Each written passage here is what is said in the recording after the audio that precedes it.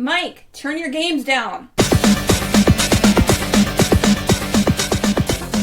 Hi, we're going to your movie episode of Games My Mom Found. I am Mike Albertin, and who's getting all their information wrong? Because everything you just said was wrong with me tonight. I am Peter Porg Wrangler Bingham-Pankratz. You can find my book, The Fifth Civilization, available now in stores, whether online or elsewhere.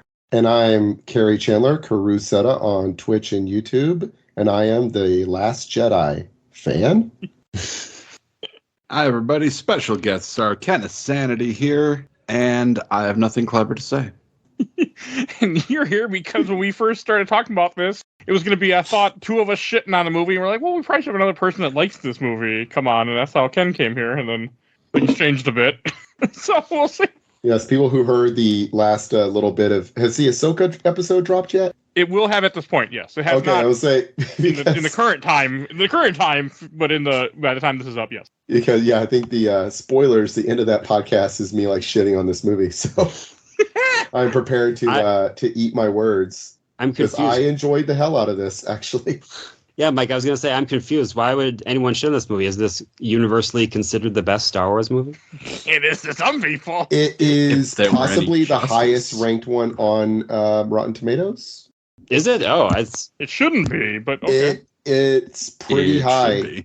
It is pretty high on Rotten Tomatoes. New Hope is perfect. I think it's like a 9. Yeah, I think New Hope is like a 70-something on Rotten Tomatoes because perfect movie. Critics didn't love it when it came out. I'm talking about the critic reviews. I know. Yeah, this one is like a 92% critic review and like a 40% audience review. Oh, and we are here to talk about Star Wars The Last Jedi that came out in 2017, directed and written by Rian Johnson. If I said that right. Rian Johnson. Brian. Yeah. I was wrong. The Force Awakens is I'm sorry, Last Jedi is the 4th highest ranked on Rotten Tomatoes. Okay. Because Empire's 95, Force Awakens and New Hope are tied at 93%, and this is 91%. Wow. Okay, I'll take it. Yeah, as long as Rise of Skywalker is the worst. No, it's not. Rise of Skywalker is somehow higher than The Phantom Menace. No, it's not. That's dumb. All right. Maybe Attack of the Clones, I'll take it. No, it's the Star Wars The Clone Wars cartoon movie is the lowest. That skews the rankings. 19%. 19%. That's almost a rounding error at this point. You should take that out into consideration. Are we counting the Caravan of Courage too? Come on. No, it's just the top 11. It's just the top 12. Yeah, it goes. I've seen that movie. Yeah, Rogue One's 84, Return of the Jedi is 83, Revenge of the Sith 79, Solo's 69. Nice. Attack of the Clones is 65%. Rise of Skywalker is 51. Phantom Menace is 52, but somehow below Rise of Skywalker on their rankings, and then the Clone Wars movie is 19%. I don't know, because if I start shitting on the Rise of Skywalker and then I rewatch it and somehow like it, that's gonna be something. I don't know if we're gonna have that problem though. It'll be very interesting to see. And Ken, what is the plot of this movie? All right, so the plot of this movie is basically Jedi Master in hiding Luke Skywalker unwillingly attempts to guide young hopeful Rey in the ways of the Force, while Leia, former princess turned general, attempts to lead what is left of the Resistance away from the ruthless, tyrannical grip of the First Order. Right. And that's one of my issues with this movie, that the First Order is still not explained enough for my taste. But that's I figured they just came from the Imperial remnants, you know? Yeah. It makes sense, especially if you like, you know, which I know you've read, like the books and stuff. It makes sense that the First Order would eventually pop up. I think. Think about the original Empire as World War II Nazis. The First Order is just the neo-Nazis. Okay, that's fair. And as we found out, they didn't really go away. Yeah. So. No one's ever really gone. No. Boo.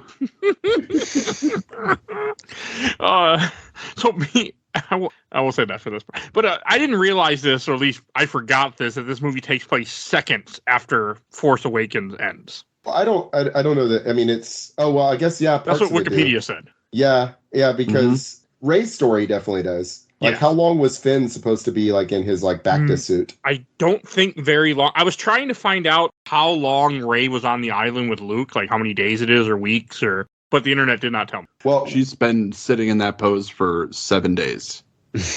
What I'll say is, like, her scene picks up immediately because she's handing... In fact, it's actually like she's handing him the lightsaber, and he like, at the beginning there. So her scene definitely does.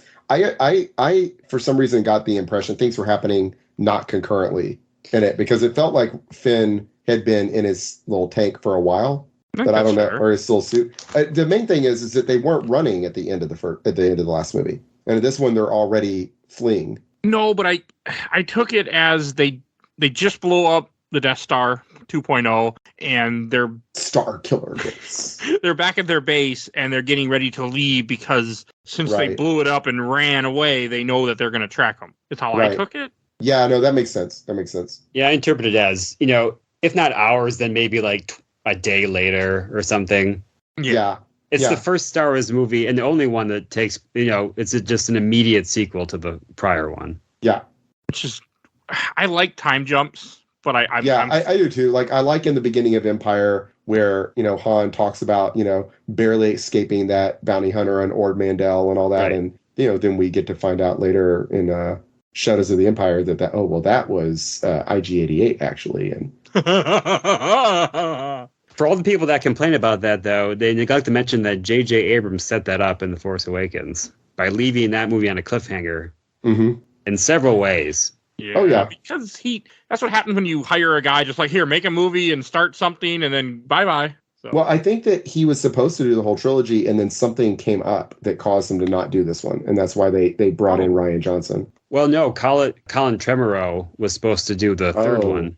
Oh, that's what it was. So they were going to do 3 different directors. Yeah, I don't know. I think that there's something pro and con about like the way that Disney does stuff now, right? Where you've got Kevin Feige running the MCU basically by himself, and you've got Jon Favreau, really like tight hand on the live action Star Wars stuff, a little bit, is that you have like a singular vision. And for better or for worse, that vision, like, I don't know. I think that while I do like this movie, I think it was a mistake. It sticks out in the trilogy, and the trilogy doesn't work very well. And I think maybe we would have had a little more of a sanitized, uninteresting, but coherent trilogy with one vision all the way through, if that makes sense. I get what you're saying. Yeah. I do think, for me, I think I would rather have had Rian Johnson do a side movie like Rogue One or Solo, where he can do his own crazy vision and do his own thing and be interesting and new with it the way he is, without it then kind of sticking out of this trilogy in a way that doesn't really make he kind of like threw everything out. He upset the tea table, he kind of threw everything into disarray, and then Star Wars is like, all right, JJ, just come back and figure out something, and then we get the shit show that is the next movie. And maybe if the second movie had logically went with the first movie with the same person's vision, then this person coming back wouldn't have been like, well, I've got to just fix everything and make it and end up making this. I don't know. I feel like I'm blaming Rian Johnson for J.J. Abrams' terrible Star Wars movie. And that's not fair. Like, there had to be something he could do other than Rise of Skywalker. He shit that bed personally and let him have it. Yes, he did. It's the tone of this movie, too. Like, when I was watching this, I had completely forgotten that the first opening thing is, I have a message for General Hug. General Hug, are you there? And he's talking like, oh, can you hear me? Can you hear me? And I'm just like, this sets the tone for what they're going for right there. Yeah. And I didn't catch that when I watched this. I personally liked it. I love Poe. I love Oscar Isaac as Poe Dameron. He's a fun character. I enjoyed him messing with General Hux. Yeah, when I first saw it, I did not like that scene, because I was like, oh no, this is kind of juvenile. And then as the movie went on, I began to hate General Hux more. I was like, okay, he deserves it. Hux is, the main villain, if you think about it in these things. So, well, it kind of a little bit goes to what I was saying earlier, that it's like, I think I was saying before we were recording, but that Rian Johnson's a really good director and a really good writer, and he made a really good movie that seems like he doesn't particularly like Star Wars, though. And it doesn't fit the general tone of Star Wars. But the thing is I think it's, when Star Wars tries to do juvenile humor, it's, Jar Jar stepping in the poopy and stuff like that. This is better than that. Like, this is actually funny. It just doesn't necessarily fit the tone. Like, I could see Harrison Ford doing this as Han Solo, though. Like, it's when they call the control room and he's like, "Oh, we're all fine here. How are you?" You know, it's that. It's a little similar to that. It goes on a little long, maybe, but I thought it was funny. It does go on a little long. It does have that Family Guy thing of the joke going on too long. Yeah. Yeah, and the officer finally has to tell Hux, "I think he's messing with you." I believe he's tooling with you, sir. Tooling with you. That's what he says. Yeah. And I think that's the best thing about that beginning is that Hux takes himself so seriously. He thinks he's so important. He doesn't get that he's being tooled with right off the bat. Yeah. He's kind of like, doesn't he know we're in a Star Wars movie? Yeah. But that's what Star Wars is. Like, it's always been little bits of that. Like, yes. And I feel like that's something that a lot of people have forgotten along the way is that Star Wars is for kids. Like, really, it's for kids. See, I know people say that, and George Lucas says that. I feel like George Lucas sure as hell were. George Lucas definitely says that, I think, sometimes to fall back on things to avoid criticism. And I think people do that to avoid criticism sometimes too. Like, it's for all people. It's for adults too. Like, if it was just for kids, then nobody would get killed. Right. We wouldn't have Han Solo get stabbed through the chest. We wouldn't have, Ben Swallow with his, like, glistening abs and stuff if it was just for little kids. Like, it's for all ages, Ben I think. Swallow. I think it's for all ages. But I hear what you're saying. It does. There's always been fun, jokey stuff in Star Wars. This is a little more than it normally does, but it's less than what it does in, like, the prequels, for instance. It's, it's not C-3PO, I'm just beside myself and all that kind of crap. It's none of that stupidity. So I think it worked. I think it was fun. I was thinking one thing about this scene. One thing about, I think it's maybe the new Star Wars movies in general, and to the point that I wonder if it's even Rian Johnson or if it was the studio. It feels like a lot of the time they're doing stuff because it looks really cool. It's like, oh, this is going to be a really cool spectacle. This scene's going to be not because it makes any sense. The bombing run on the Dreadnought, to me, doesn't make a whole lot of sense. I agreed with that until I watched a review that pointed out something. Had they not destroyed that Dreadnought, the fuckers would have been dead instantly. The Dreadnought would have just shot them out of space. That's what they said. That's not what I'm talking about, though. Oh, okay. The way they go about fighting the Dreadnought is, all right, so apparently you can fly into the Dreadnought shields if you're going really fast. You can fly in real fast, but then, because Poe has to go in there and shoot out their, well, maybe it's not shields. Maybe it doesn't even have shields for some reason. Like the Republic cruisers have shields, but the Dreadnought, you can just fly right up on it and shoot out its gun emplacements. Yeah, it's just that you wouldn't be able to destroy it. You wouldn't be able to penetrate its armor without a bomber. Right. And then the bombers can come in. Right. But then the bombers are super slow. And the reason the bombers are super slow is because in World War II, bombers are slow. Oh, yeah. Because it's in space. There's no reason that a big ship would be any slower than a small ship in space. They're in space. There's no reason that the bombers have to be slow. Look, there's no reason that the bombers that they drop bombs because you're in space. And while we can accept that there's artificial gravity on Star Wars ships because George Lucas didn't have the budget to do zero-G effects in the 1970s. So we accept that, okay, well, when you're on a ship in Star Wars, there's artificial gravity because reasons, right? But then why do the bombs still fall out of the ship once they're out of the ship? Do they carry their artificial gravity from the ship to the other ship? Or they're magnetic. No, just I know. But they know. But they're falling because Rose's sister, when she drops the thing and then she falls at the bottom and she's like broken her back or whatever. So she lays, but she can still use her legs. So she lays there and kicks the thing until it falls over, and then she swings around and catches it just in time and presses the thing, and then all the bombs fall out. And the whole time I'm like, well, yeah, this is like a cool scene. This is like a really emotional, beautiful scene of her dying. We don't know who she is, but now that I know that she's Rose's sister, watching it this time, I'm like, oh, well, that's this time. I'm like, oh, there's some feeling here because this is a person that I have a connection because I care about Rose. Rose is one of my favorite characters in this movie. And so the first time I saw it, Rose was like one of the things that came out of it, but I really liked Rose as a character. That was a very different character from what you normally have in Star Wars. Yeah. But the first time watching it in the theater, you're like, okay, so this is just like a random bomber woman, like bomber person, bombardier, right? But no, but still, I just feel like it's dumb. Like the super slow flying bombers, so many of which are just getting blown out of the space by one TIE fighter slow. takes out 3. Yes, one TIE. Which to be fair, Poe takes out like 15 TIE fighters at the battle at Maz's Cantina. He takes out, I counted 8 in one loop-de-loop. So I guess TIE fighters are allowed to be awesome also.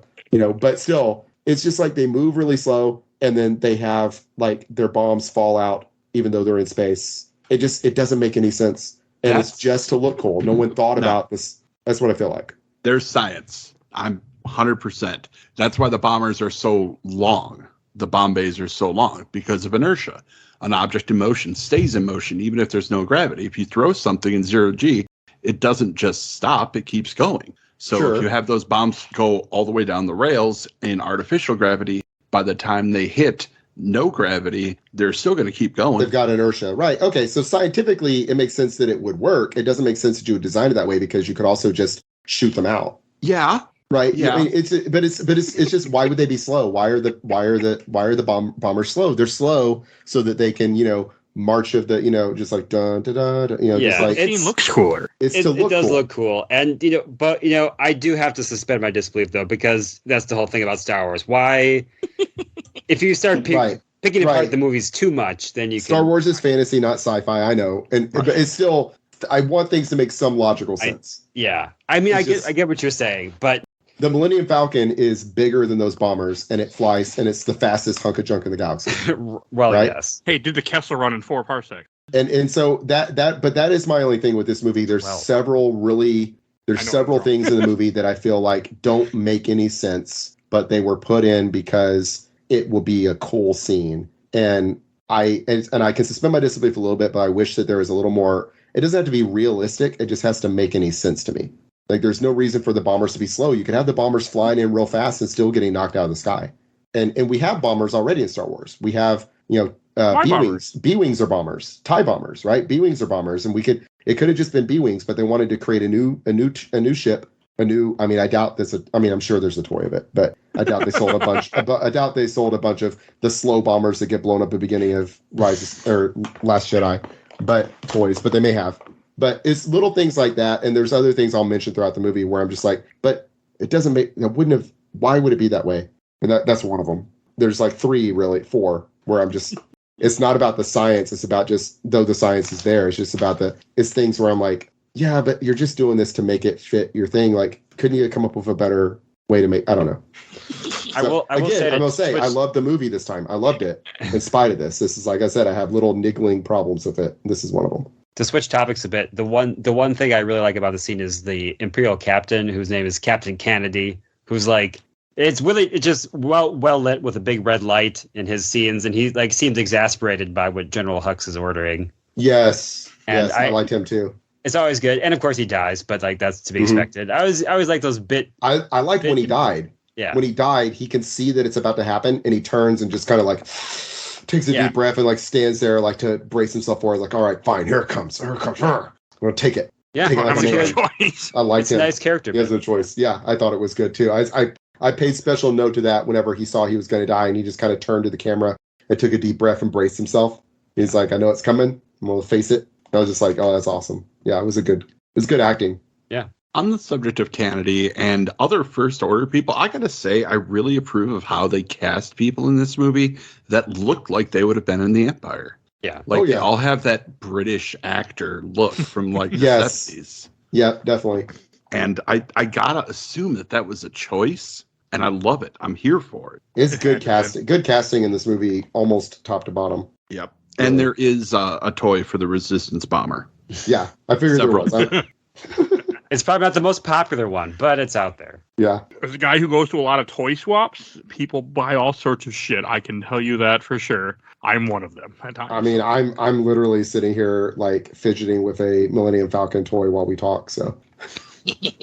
I don't have any Star Wars toys near me. Just Funko Pops that I will not play with. But on my desk within reach, I have a Yoda statue and this Millennium Falcon and a Yoda pin and 2 lightsaber chopsticks. That's what I have within my arm's length that are Star Wars.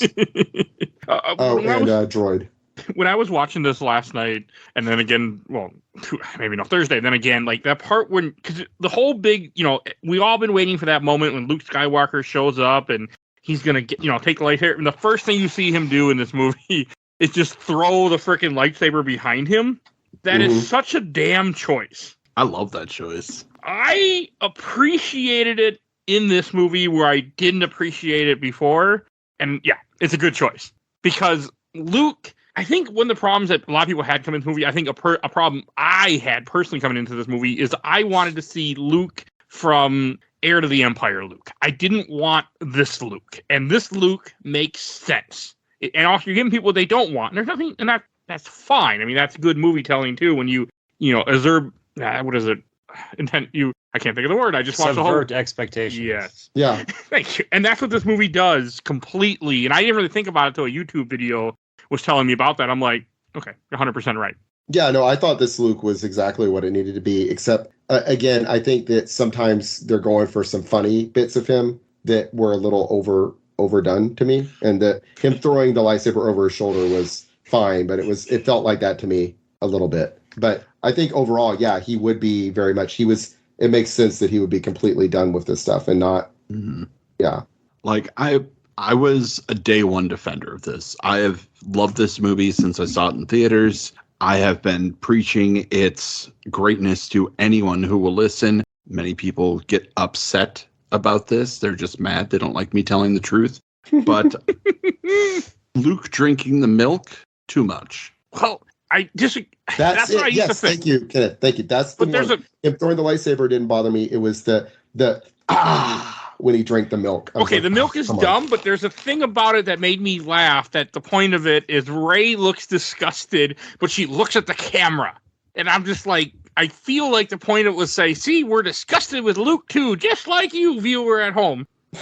That's how I took it this time, where I never have before, but in this, I didn't get that. Yeah, that's what I got in this watching. I just thought they were trying to be like, isn't it funny how Luke is all like crotchety and isn't it funny? And I'm just like, no, it's not really. I mean, I get why he'd be crotchety, but I don't find this like super humorous. Like, yeah, the drinking the milk annoyed me. The like pole vaulting, spear fishing, just all of it was like a little much for me. But it was fine. It didn't bother me necessarily. I was just like, I think you could have cut this and it would have been fine. You could have cut this stuff out. His morning routine, you could have cut. I was kind of okay with the spearfishing. The milk was a bit much. Just that was a bit much. Everything else is just kind of like Luke doesn't give a shit about Rey. He's just going on with his day. She's nothing to him. That's true. And the spearfishing I liked. I thought it was like, yeah, that's kind of cool. Yeah. I mean, CG Luke is very CG during that pole vault. Oh yeah. Like embarrassingly so. But there's a good bit of like not aged well CG in this movie. But I didn't even notice it there, honestly. Yeah, when I was watching it again, that was like, ooh, ugh. I'm on Team Milk only because it triggers the worst people who hate this movie. Not all the people who hate this movie, but the worst of the people who hate this movie. I mean, it's just... Does the milk triggers them? The milk, that's among the scenes that they cite as why this is the worst Star Wars. Oh, I see. I thought their issues with it were all like because there's like a woman and she's not like as conventionally attractive as they would like. I think it was a big part of it that I heard. There's a progressive hate of this movie, and then there's that kind of hate of this movie. And if you're coming from a storytelling point of view, one of the things is they're disgusted by the blue milk scene, which is it is not blue, by the way. Everyone kept saying it's blue. I was watching it this time. It looks like just normal milk or like maybe yellowish, but it wasn't blue. I had a memory of it being blue, and I watched it this time. And it was just. Yeah, it definitely wasn't blue that I could see. Because I paused it. I was pausing it. I was like, I remember it being blue milk and everyone being annoyed by it being blue milk. And I watched it. I was like, no, it's just milk. It's in kind of like a yellowish container, but it's not blue. And because I remember specifically thinking, oh, that's really dumb that this blue milk is like, oh, is blue milk the only kind of milk they have in Star Wars? And but it didn't. But it didn't bother. It bothered me when it didn't really. I was just like. I just went like I rolled a little bit at it. I rolled wide. I remember disliking Mark Hamill's performance in this movie way more than I did this time though. Watching it this time, I remember feeling like his acting in this was really hammy. And I mentioned that I think in the Ahsoka podcast that I was like, is he a bad actor? Like, because I love him. I mean, he's like an important part of my childhood. But I'm trying to think of like when is like Mark Hamill's like really good at playing the Joker, but he's always like hammy in everything he's in. And then I was watching this, I was like. No, he's not necessarily. He's actually pretty good in several scenes in this. Yeah. I think overall he does a really good job. He kind of balances the tone between he does have silly moments And he does have very serious moments. Yeah, and his serious moments he does a really good job with. The silly moments I don't think he does the best with. I think but that's fine. They're also few and far between, honestly. They're here and there, but most of it he's pretty serious. I think the serious he does a really good job with. I do appreciate that. Like I had the opening joke when we opened this podcast that he does say that twice. Everything you just said was wrong. Like I just like that. Mm-hmm. That's just hilarious. It's a good line. Yeah, it was. It worked in this. I had no issues with Rey at all in this movie. She's one of my favorite things in this movie. She's one of my favorite things in the trilogy. That's why I'm really glad I'm kind of glad. I'm cautiously optimistic that she signed up for episode 10 because I feel like I think she's really good in these movies. They just need to. She's a good character and a good actress. Yeah, but she's a good character. Rey's a good character, and she's a really good actress. I really, and her arc in this movie, her arc and Ben's arc in this movie, I thought were particularly good.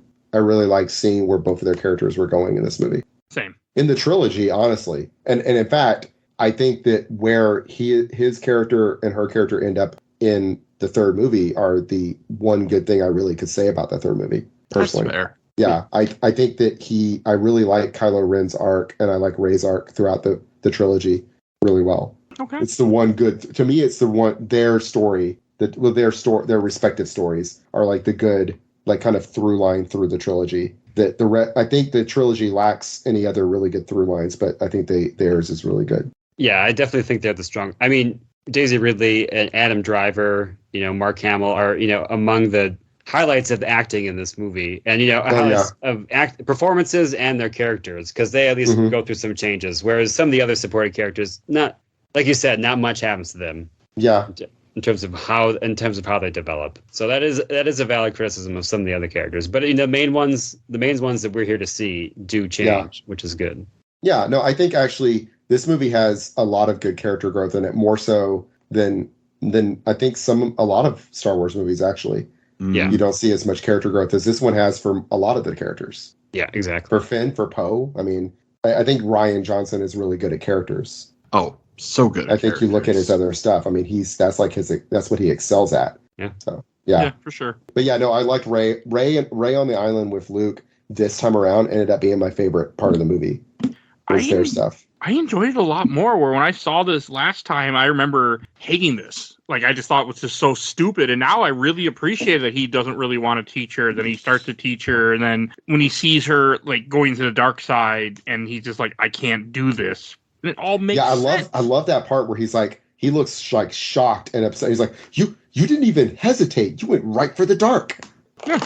I love that part. Like he's like flabbergasted that she has immediately reached for that like pit of darkness which they don't ever really explain what that is, but I guess the whole idea is supposed to just be balance. I mean, I think so, and I have my own kind of fan theory about it, that in any place where there's like great power in the Force, there's light and there's dark balance, right? Yeah. And so you look at like and this is from the extended universe, but like Yavin 4, right? The Jedi temple that eventually becomes the Jedi Academy under Luke, right? That was the rebel base, and right, but the backstory they build in there is like that Jorah Saboth, right? Was that who it was who had who had killed all the people of the Academy like 1,000 years before or whatever, and his ghost was still there, and he temporarily turns Kyle Katarn to the dark side and all that. His ghost does, remember? Sounds right. Right, in the Jedi Academy trilogy. And it was like, because you have this temple built by the Jedi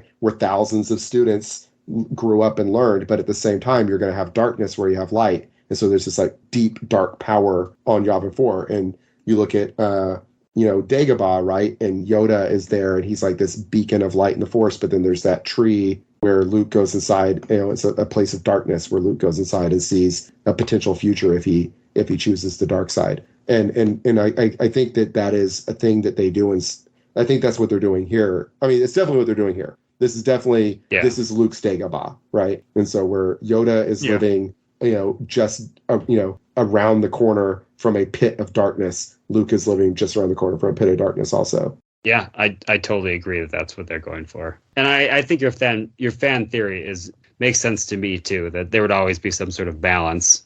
There'd be some intense balance to the intense force. Right. And this was, I think the comics explained that this was like one of the places that the Jedi had first set up like a temple or something. Yeah, that's what he mentioned. Like it's one of their first temples, and I mean, one of my issues was I wanted more information. This is back in the day when I first watched this. Now I had no issue, no complaint. I was like, man, this is fine. This is enjoyable. Yeah, I don't want to. I'd rather leave some things unexplained. But yeah. I am curious about it. And when Rey goes down there, we don't really, Luke told her it was a place of darkness, and it's implied it's a place of darkness. When she goes down there, it's like, I mean, it's just a place where she can look and almost see her past. Yeah, I don't even know. I'm not sure what's going on when she goes down there, honestly. It's some sort of like mind trip or something. But yeah, it definitely set up to be ominous. Like you think that like the Hall of Mirrors is very surreal, but it's like when you first see it, you're like, oh no, some dark thing is going to happen here. Or when she wipes away the fog in the mirror, you're like, oh no, she's going to see Kylo Ren or something. I thought, yeah, I was because she's looking to see, like, she thinks she can see her parents. Right. And so she wipes away, and I was expecting it to be like Luke or something. Yeah. And I think that's what a lot of people thought. Yeah. Who eventually hated this movie was that we're going to see who the parents are. It's going to be Obi-Wan Kenobi, or it's going to be, I don't know, Unkar Plutt or something. Yeah, I don't know what would have satisfied people, because that was one of the things I loved the first time I saw it, when it's revealed that they're nobody. I'm like, perfect. Thank you. Yep. Finally, we get away from this stupid family. Can we now have one Star Wars movie that isn't about the freaking Skywalkers? That bothered me in 2017. In 2023, I appreciate it and wish it was still canon that they're nobody. Because I'm like, well, I was watching a review and he brought up a completely good point I didn't think about. The Jedis they didn't have kids because they weren't allowed to have attachment. I mean, sure, some did, but they just found people that were Force sensitive and trained them. I'm like, well, yeah, that makes sense. She could just be somebody. Yeah, and what is Rise of Skywalker? It turns out that she's a clone of Palpatine or something. She's a Palpatine. Palpatine's clone had a daughter, and that's who she is. She's a daughter of a Palpatine clone. Right. And then Snoke is also a Palpatine clone that like grew wrong or something. They don't ever say. Which is great. Oh, that's just what fans think. Okay. They don't explain Snoke because... God, I wish that third movie hadn't happened. It feels like it retroactively messed up other things. It's implied. Well, we'll get to it, but you see a vat of other Snokes, but they never like turn to the camera and said, by the way, Snoke was a failed clone of Palpatine. But that's what everyone thinks based on that. Okay. Yeah. Well, anyway, yeah. So the Hall of Mirrors is another of those examples of what I was talking about, where sometimes it feels like Rian Johnson just thought this would look really cool. Let's do this thing. It doesn't matter what it means. It'll look really cool. She's going to stand in a line behind herself and snap a bunch of times, and your hair go. That's going to be pretty cool. I mean, it was pretty cool. Yeah, but it doesn't mean it. What did it ultimately mean? She wiped away the mirror. She wiped away the fog and just saw herself. And then what does that mean? Maybe it's something about being doomed to repeat the future based on events before. Yeah, maybe. I mean, maybe it just means that ultimately she's just her. She's not part of some bigger thing. She's just who she is. You're just you, Rey. You're not the daughter of some, it doesn't matter who your parents are. You're you. Maybe that's what it means. But then why is this a dark side? It doesn't seem like there's anything dark about coming down here. It seems like it was a really good thing she went down there. It's dark in the fact that destroying your own dreams can be dark. Maybe. Like having these ideas that your parents were somebody important, that you're someone important, having that shattered can be a dark thing. That can be something that could take somebody to the dark side. Or it's something that you become stronger for. Maybe the Vision was trying to hurt her, trying to break her, and it didn't work. Yeah. Yeah, maybe. I do notice when she goes into the pool, there's like a skeleton of a sea monster down there. Mm-hmm. And I like the idea. I was like, well, death is, darkness and death and stuff can look like all sorts of things. But yeah, I don't know. I thought it was fine. But again, that was one of the little things where I was like, I feel like this is just here to look cool. I like Ken's idea, but yeah, I was in the same boat where at first where I was kind of like, I just don't know. But it didn't bother me this time. Like, it didn't bother me, no. One thing that made me laugh that I forgot about, what I have to mention, is when Chewbacca's about to eat one of those little porgs, and they're all looking at him all sad. A scene that does not need to be in here. Into it anyway. I wish he just bit into it anyway. Yeah, like it's already cooked. What are you going to do? Yeah. Well, we don't know what he does, right? We don't know. We don't see him like throw it away or something. We just see him like go about it. Seems sad about it. I bet he still ate it. Oh, there's a really funny thing on the island that I didn't catch back in the day, but when I watched this movie twice in the last 48 hours, I caught when Luke sees Chewbacca, he's kind of like, oh, hey, Chewie. But when he sees R2-D2, he gets so excited. Yeah, thought that was R2 hilarious. is his best buddy. He's his co-pilot. Yeah, R2 had a lot of Makes adventures. sense. Chewie was Han's friend, so Yeah. I just thought it was just hilarious. Like, who cares about the Sanity? I care about the droid. Well, my favorite thing actually that happened on the entire island was when Rey was knocking on the door and Luke wouldn't let her in, and then all of a sudden that door goes flying off the hinges. And I expected, even this time I forgot. I thought, oh, she must have like force pushed it off the hinges. And then no, Chewbacca comes in and roars at him. I'm like, oh yeah, hell yeah. Chewbacca's like, stop being an asshole, Luke. yeah. Han's dead. Do you realize this shit? And then I was also like, well, why doesn't Luke realize Han's dead? And I was like, oh, because I forgot that he cut himself off from the Force. I did too. So he never sensed Han's death. And I thought, oh, that's really cool because, yeah, if he had not cut himself off the Force, then he wouldn't be at all surprised that Han was dead. But he cut himself off the Force, so he didn't have any idea. He's like, where's Han? And I like that. I like that a lot. I love Chewbacca busting in and yelling at him. And that scene when R2-D2 plays the message from Leia from the first movie. So good. It is. So good. And even better by Luke's, that was a cheap move line. Yeah. Yeah. But again, so much stuff in this movie felt like it was targeted at Star Wars fans. Like him throwing the lightsaber. You're all excited. He gets the lightsaber. He's like, I don't want this shit. You seeing the message. Like, it feels like that Rian Johnson was just trying to take the stuff and be like, see, it doesn't matter. Like, in a way. I don't know. Maybe not. That's not the right way to put it, but it felt very targeted. I was going to say, one of the themes of the movie is, let the past die, kill it, in a sense, which you could, it's relevant in the movie and also relevant in the meta sense. It's like, well, this is, don't rely on nostalgia for all your stuff. Sometimes it may be destructive to just keep looking in the past. And like, do you want to keep, have the same old Star Wars references, all the time? Or do you want to move on? Do you want to let these movies grow and evolve? And it was definitely a throw to the audience. I can see why people got upset that it was kind of making fun of them, but it is just a movie in the end. It's really had a movie series that had a big impact on a lot of people, but it's entertainment. It's not the gospel truth. Yeah. So people should laugh. I thought of Kerry when Luke takes the dice off the Falcon. Because Kerry, did you have a problem with that dice in the Solo movie? Or was it Peter? It probably was me. I'm always annoyed when they're just like, oh, reference, ooh, reference, ooh, reference. That didn't, I don't know. It didn't bother me this time. Him handing them to Leia and then, I mean, we'll talk about that when it gets to it. But yeah. I was going to say, my favorite scene in the island was a very brief scene where two porgs are on the lightsaber, and one porg standing right on the ignition part. The other porg is just jumping on top of the ignition button, and then it gets taken away at the last second. It's like it's like something dark is about to happen here, and then Rey picks it up. That bummed me out, man. I was really hoping. You wanted to see dead porg? You want to see a porg just get killed? Oh. I thought it would have been hilarious. Like, it would have made the kids cry. The kids would have been crying. That would have been a great deleted scene to put on the Blu-ray, though. I'm pretty sure. Did this come out before or after? This came out before Solo, right? Yes. This is a few months before Solo. I'm trying to remember if this one or I think Solo is the first one my son saw in the theater. So my son was 5 when this came out. Okay. Yeah. So I think it was Solo was the one. It was the first one I took him to see in the theater. But he's a huge Star Wars fan. But I was trying to remember if he saw this in the theater or not. I don't think he did. I think I saw this without him. Man, this was a hell of a movie to see in theaters. So yeah, it was. I mean, I came out of the theater mostly liking it. Like I said, it was over time that I just kind of like grew to be like, I don't know about that, because there are things about it that bother me. The things about it still bother me. I just watching it this time, I was bothered by those things a lot less. So. I'm assuming you appreciated certain things too that we didn't appreciate because I know I didn't like this movie when I saw it back then. I liked it back then. So that's the thing is I liked it back then. I grew to like it less over the years thinking about it backward. But I also have only watched it I think I watched it when it first came to Disney Plus was the second time I saw it, and then I hadn't seen it again until just now. So probably the first time I've seen it maybe 5 years. Yeah. Wow. Yeah, because I watched it. I saw it in theater opening weekend, and then I saw it when it was first on Disney Plus, and then I don't think I've watched it since then until this time. Okay, well I'm glad I could help change that. Yeah. Dang. And this time around, I liked it a lot more. I mean, I watch the original trilogy pretty regularly, at least once a year. But that's usually all I watch. That and Rogue One. I'm always happy when I can get more people to watch shows, though.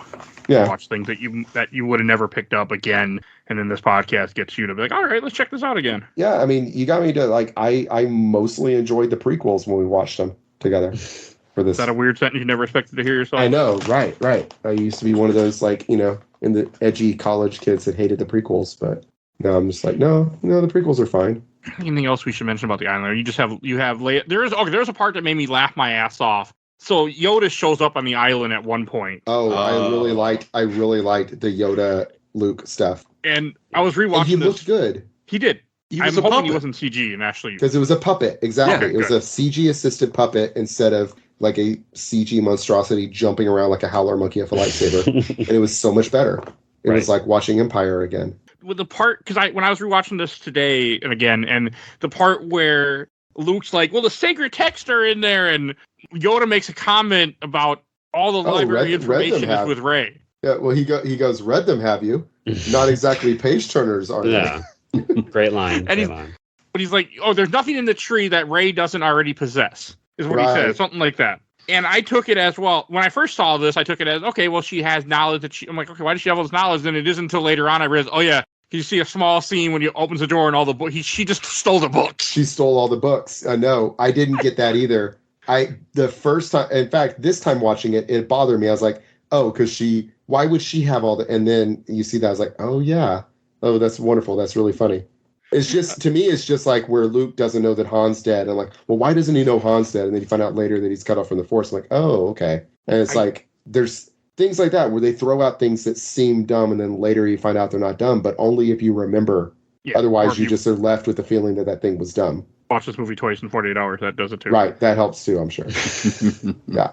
But yeah, no, that was fun. I really liked when Luke was like, I'm going to burn it. I really am. And then he doesn't. So Yoda just kind of gestures and lightning strikes the tree and blows it and sets it on fire.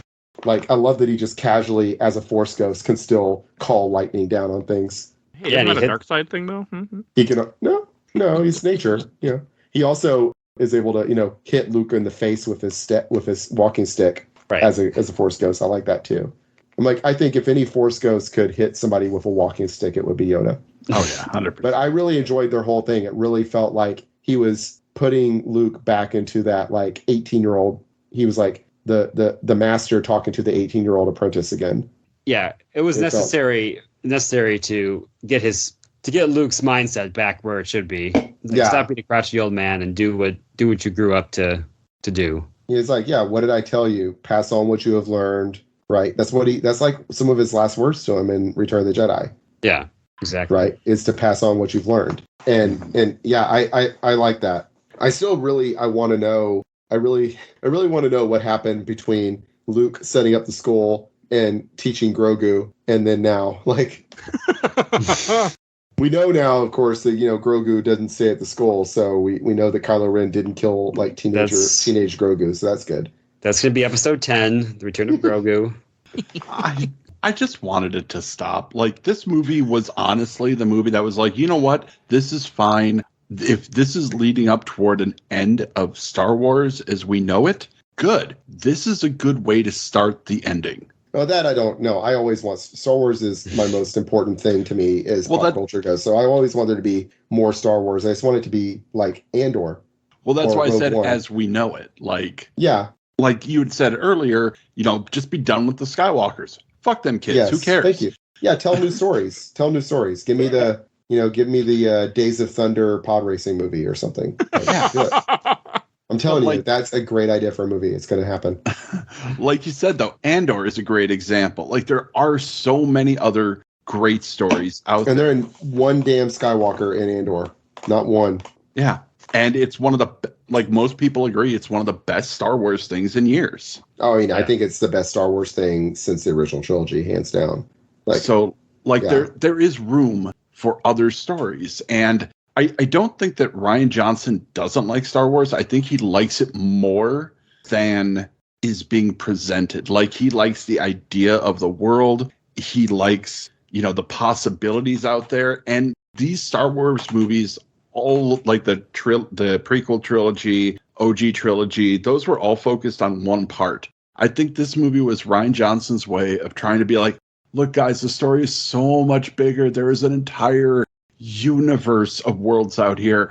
There are Force-sensitive people everywhere, as really stated many times throughout this movie. We could follow any of those and have a completely different story. And that's what I loved about this. I was like, yeah, kill the past. Bury it if you have. Yeah. Yeah. The other thing on the island that I want to talk about, there was another joke that I laughed at. When Luke finally decides, okay, I'll train you, and then there's a little part where she's like, reach out, and she reaches out physically, and he just hits her hand with the grass. That was hilarious. He's like, do you feel it? Do you feel it? Because he's like tickling her hand with the grass. She's like, I feel it, and he slaps her. That's something Yoda would do. That reminds me of something. It was great. Exactly. 100%. I like where he tells her, the Force isn't picking up rocks. And then at the end of the movie, she's like, picking up rocks. Well, that was funny. That felt like very much something Yoda would have said, too. Yeah. So. Yeah. And that's what makes it great, I think. It just makes it work. And the only thing on the island that I should mention that we have to talk about is just, because on the island is when she's having her communications with Kylo back and forth throughout the movie. Mm-hmm. Mm-hmm. Yeah. I did not appreciate them at one time, but I came to enjoy them more in this watching. Oh, like their communications are. I love it. I did too this time. I love when he's shirtless and glistening, and she's like, "Can you just like put on a towel or something?" I think he just ignores her. People like when he's shirtless and glistening, but he just looks he looks weird in that scene though. He's like, it's the way it's shot. It made him look like unnaturally wide. Like, yes. not like in an attractive muscular way, like in a weird like action figure way. Yeah. He's like his torso, his whole torso from waist. It was like, what is going on? I've seen him without a shirt a lot because I watched Girls. He's like naked in that all the time. He doesn't look like this. There's something weird about the angle, the lens they're using. Something's wrong. It made for great memes. So it did. I love the memes. The Ben Solo memes, the wide Solo. I appreciated this time a lot more with them communicating back and forth. I felt that was actually really good. And in the there's a small scene when he's talking with her and she's in the rain, and all of a sudden his hand is wet. Yeah, like you can start, and then that final part when they're sitting in the cabin and they touch each other, and he when Luke goes in there, Luke sees him. Yeah, and flips out. He flips. He doesn't. I mean, he flips out. He like explodes the building with the Force. Yeah. He's reconnected with the Force all of a sudden. Yeah, I love that. He's like, stop, and like the building explodes around him, like outward. Though that was, I was like, oh gosh, that's intense. Yeah. And from a director's standpoint, I was looking at seeing how that was shot, and the standard way to shoot something like that, as if you're on a phone call, is that one person's on the left side of the screen, one person's on the right side of the screen, and they're always facing each other, and like no two people would be on the same side of the screen. It just kind of tells subconsciously to the audience these people are having a conversation. And so well done to Rian Johnson for thinking of that. Mm-hmm. Yeah. I did not think about that. That makes perfect sense. Okay. Yep. Just your standard shot, reverse shot. Exactly. But it all leads, and then that eventually leads to Rey leaving and going back to the Resistance. Mm-hmm. I think now that I understand more like why they're the Resistance, why there isn't an army, like I'm more okay with it, where back in the day I remember being way more annoyed about it. I'm like, it shouldn't be a Resistance. You guys have the Republic, but now I get it because I've read other stuff and know a little bit more about the history, so I'm okay with it now. Well, plus, I mean, the Starkiller base destroyed like a lot of the Republic. That too. Like in that one shot that then branched out somehow and curved around and took out all those planets that all appear to be in the same star system for some reason. But not Coruscant. Don't worry. They're not Coruscant, but they're definitely in the same star system as Maz's Cantina, or else they wouldn't be able to see it. But whatever. They can see what it if in it was sky. really bright? It was just very, very bright. And you can see it. Also really fast. The light's super fast, so it goes really faster than the speed of light, so it can stretch across the galaxy.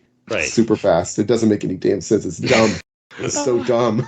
It's space that's the magic. Force Awakens. That's the Force Awakens, not this movie. That's the one everybody likes now. It's 95% on Rotten Tomatoes. That's true. I liked it too. Right, but that was the thing I didn't like about it. I mentioned last time. I'm just joking a little bit. Yeah. So I I will. So I do want to talk about something I'm not a fan of as much. And again, it's them limping across space at sublight speeds, being chased by the dreadnought. Mm-hmm.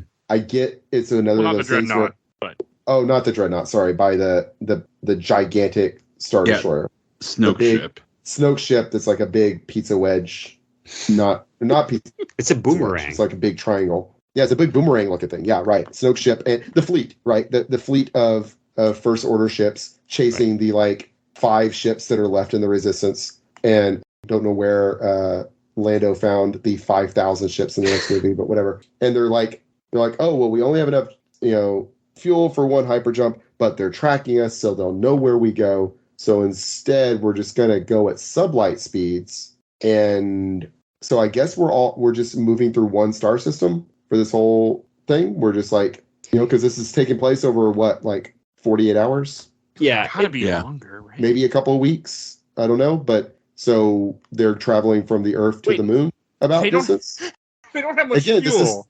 I know this is the science. Again, I know I shouldn't get hung up on the science of Star Wars, but it should at least make sense. And this time around, I thought about it. I was like, but why doesn't it bother me when it happens in Empire Strikes Back? Because in Empire Strikes Back, apparently Hoth and Bespin are in the same star system. Not only in the same star system, Hoth and Bespin are about the same distance as us to the moon. So why does it, right? Because no wonder they find them, right? Because they never jump to hyperspace between when they leave Hoth and when they arrive in Bespin, because the hyperdrive isn't there. So they're going they're running from the Empire for 3 days. See, Kerry, that doesn't bother me. I never thought about that until you pointed that out when we talked about it. So thank you for ruining what's perhaps the best Star Wars movie. Oh, definitely the best Star Wars movie. Right. It out. You guys did New Hope. The thing is, it doesn't bother me in Empire, but it bothered the hell out of me the first 2 times I watched this movie. And watching it this time, I was like, well, it's just as dumb as it always was, but it's no dumber than Empire, and I love Empire, so why don't I just turn off my brain and stop caring about this? And so this time it didn't bother me, because I was like, well, who cares? It's whatever. I do they have like they have two bases in the same star system. Fine. Maybe it's right next door. They're just going, I don't know. I'm not going to... There's no way to explain it in a way. There's a way to torture torture an explanation out of the universe, but my I'm only not going to thing try. is there is a way to do it that wouldn't be that way, which is they could have just kept jumping, and then the Empire, the First Order shows up everywhere they jump, and so they're like, crap, they know where we're going. What do we do? And then that's all they had to do, instead of just like, oh, okay, we're just going to have this long, slow chase while they slowly blow up each of our ships one by one by one. Yeah. But anyway. It could have, it could have used, Rian Johnson was a sole writer on this, whereas I think the other ones at least had collaborators. So maybe he could have had another writer flesh it out. Just take a pass at it. Maybe have just some like sci-fi nerd take a pass at it and be like, yeah, maybe like this doesn't make sense because, or someone who like knows Star Wars who could be like, hey, when they go to hyperspace, they're not actually moving at the speed of light. They're like opening tunnels. That's why it looks like a tunnel when they do it. They're like opening wormholes, because otherwise there's a lot of reasons why hyperspace wouldn't make sense if it's that, things like that they could have done. And I think, but I don't think he could have done. I think someone who, I don't think he's like and probably for the best, he's not like a Star Wars nerd. So that's fine. I think he's a good storyteller and a good writer. So I can forgive these things more now than I did the first time. But that is the one that really bothered me the first few times. And this time I just was like, I still think it's dumb. I just am not going to let it bother me this time. Gotcha. Yeah, sorry. That's this long rant. Sorry. No, it's fine. I don't really care for the chase stuff. I think that was one of my issues when I saw this movie, is that for a chunk of this movie, when it comes to the Resistance, all they're doing is just flying and watching ships get blown up. Not to mention the whole part where Leia ends up becoming can fly in space. I got issues with that stuff. Yeah, well, so here's the thing. She was already dead. The actress had already died by the time this was in editing. Why not just let her die there? Why not just let her die there? It would have been okay. Ben has now killed both of his parents and let that weigh on it. But it does. But because it's not like, I mean, I guess she does talk to him through the Force in the third movie, right? And that has some effect. But I don't know. I can't remember the third movie at all. So she does. She calls out to him through the Force right before she dies in the third movie, and it like affects him. I think you can't have Leia and Luke die in the same movie. Yeah, maybe. That would be entirely too much. if you thought the fanboys were rabid before, you kill off the rest of the originals in one movie. Oh boy. Yeah, well, you still got Chewbacca and 3PO and R2D2. But remember, Chewbacca doesn't count. He didn't even get a medal in a New Hope. He didn't even get a medal because they're racist. Yeah. The rebels are racist. Yeah. I think, too, that we wouldn't want Leia to go out that way because she's killed by some anonymous TIE fighter pilot then. Well, no. Kylo that shot the bomb. No, it's not. Kylo was about to shoot, and he takes his finger off the trigger, and a TIE fighter flies beside him and does it. Oh, never mind. Peter's right. Yeah, I thought that he did it too, and then watching it this time, I was like, oh shit, yeah, that's right. He takes his finger off the trigger. I missed that both times, and I watched this movie twice. Yeah, he's got his thumb on the button, and then she's like looking out the window, and he like feels her, and he like takes his finger off the trigger, and then the TIE fighter to his right shoots her. Oh, yeah. I'm just upset that they killed fucking Admiral Akbar. Akbar did not deserve that. Yeah, Akbar. Yeah, if Leia doesn't go out that way, Akbar shouldn't go out that way. You want to see Akbar swim through space back to the ship? No, I wanted him to not die there. I just wanted him to not be dead there. Hell, you know what? Fuck it. Have Admiral Akbar be the one that kamikazes himself in the end of the movie instead of random purple hair Laura Dern. Okay, I would appreciate that more. Evening gown, Vice Admiral in her evening gown, Laura Dern. All right, it's time. I think let's get into this. Okay. I love Laura Dern. I've had a crush on Laura Dern since I was like 9 and saw Jurassic Park. Mm-hmm. But I don't like her in this movie. It's not her fault. I don't think she's bad in it. I did like when she, kicks the, fog machine and shoots the guy. That was cool. But I just, why is she in a dress? I mean, why? Just why? Just say she's not, don't call her Vice Admiral and have all this stuff about how, oh, this is a Vice Admiral that did this something. Wow. Blah, blah, blah. Like, just have her, everybody else is wearing uniform. Everyone, even Leia's wearing uniform. The only time Leia wore a dress was when she was Princess Leia. Yeah, she is. She's wearing, I mean, she's not wearing a dress. Yeah. And she's wearing like her, something that looks fairly similar to like her commando outfit from Return of the Jedi. Like, she's not wearing a dress at least. Like, I don't know. I'm just like, it's a minor thing, but why is she in the dress? Why does she have purple hair? Why not? She's comfortable. I don't know. I don't know. Just I don't. It just felt like an unnecessary choice, and it's an inconsequential choice, but it's an unnecessary one to me. I guess I didn't think about that until you mentioned it. Yeah, she is. I mean, but who? In the end, who cares? Maybe she was caught unawares. This resistance fleet seems very haphazard, so maybe she was on the base. That's true. And she was on vacation. She was headed out to it. She had a date. She's like, I got my hair colored. I got my favorite gray dress on. Oops. And they're like, oh, by the way, gotta evacuate the base. Yeah, they just blew up the Republic like 2 minutes ago. Your vacation's canceled because that's where you were going. I don't know. Yeah, she was headed to that planet that got that not Coruscant planet that got destroyed. Right. I don't know. It's fine. That's like not really the issue. It's not her as a person is the problem. It's you wanted it to be a known character, not someone. Not even necessarily a known character. I don't know what it is. It just the whole thing just annoyed me a little bit. The way she is super dismissive of Poe Dameron immediately, but she doesn't learn like a lesson here at all about like she shouldn't have judged him wrong. No, she's right. He's an asshole, and he's got to learn too late that no, she's awesome. And it's just, I don't know. It felt a little, I don't know. I just didn't love it. It didn't bother me though but this time the thing is, it didn't really bother me that much either this time. I was like, all right, well, it's fine. It's whatever. Yeah, and see, I don't get it. That's me personally, because she doesn't know anything to Poe. Poe's a pilot, not even a commander anymore. He did get demoted.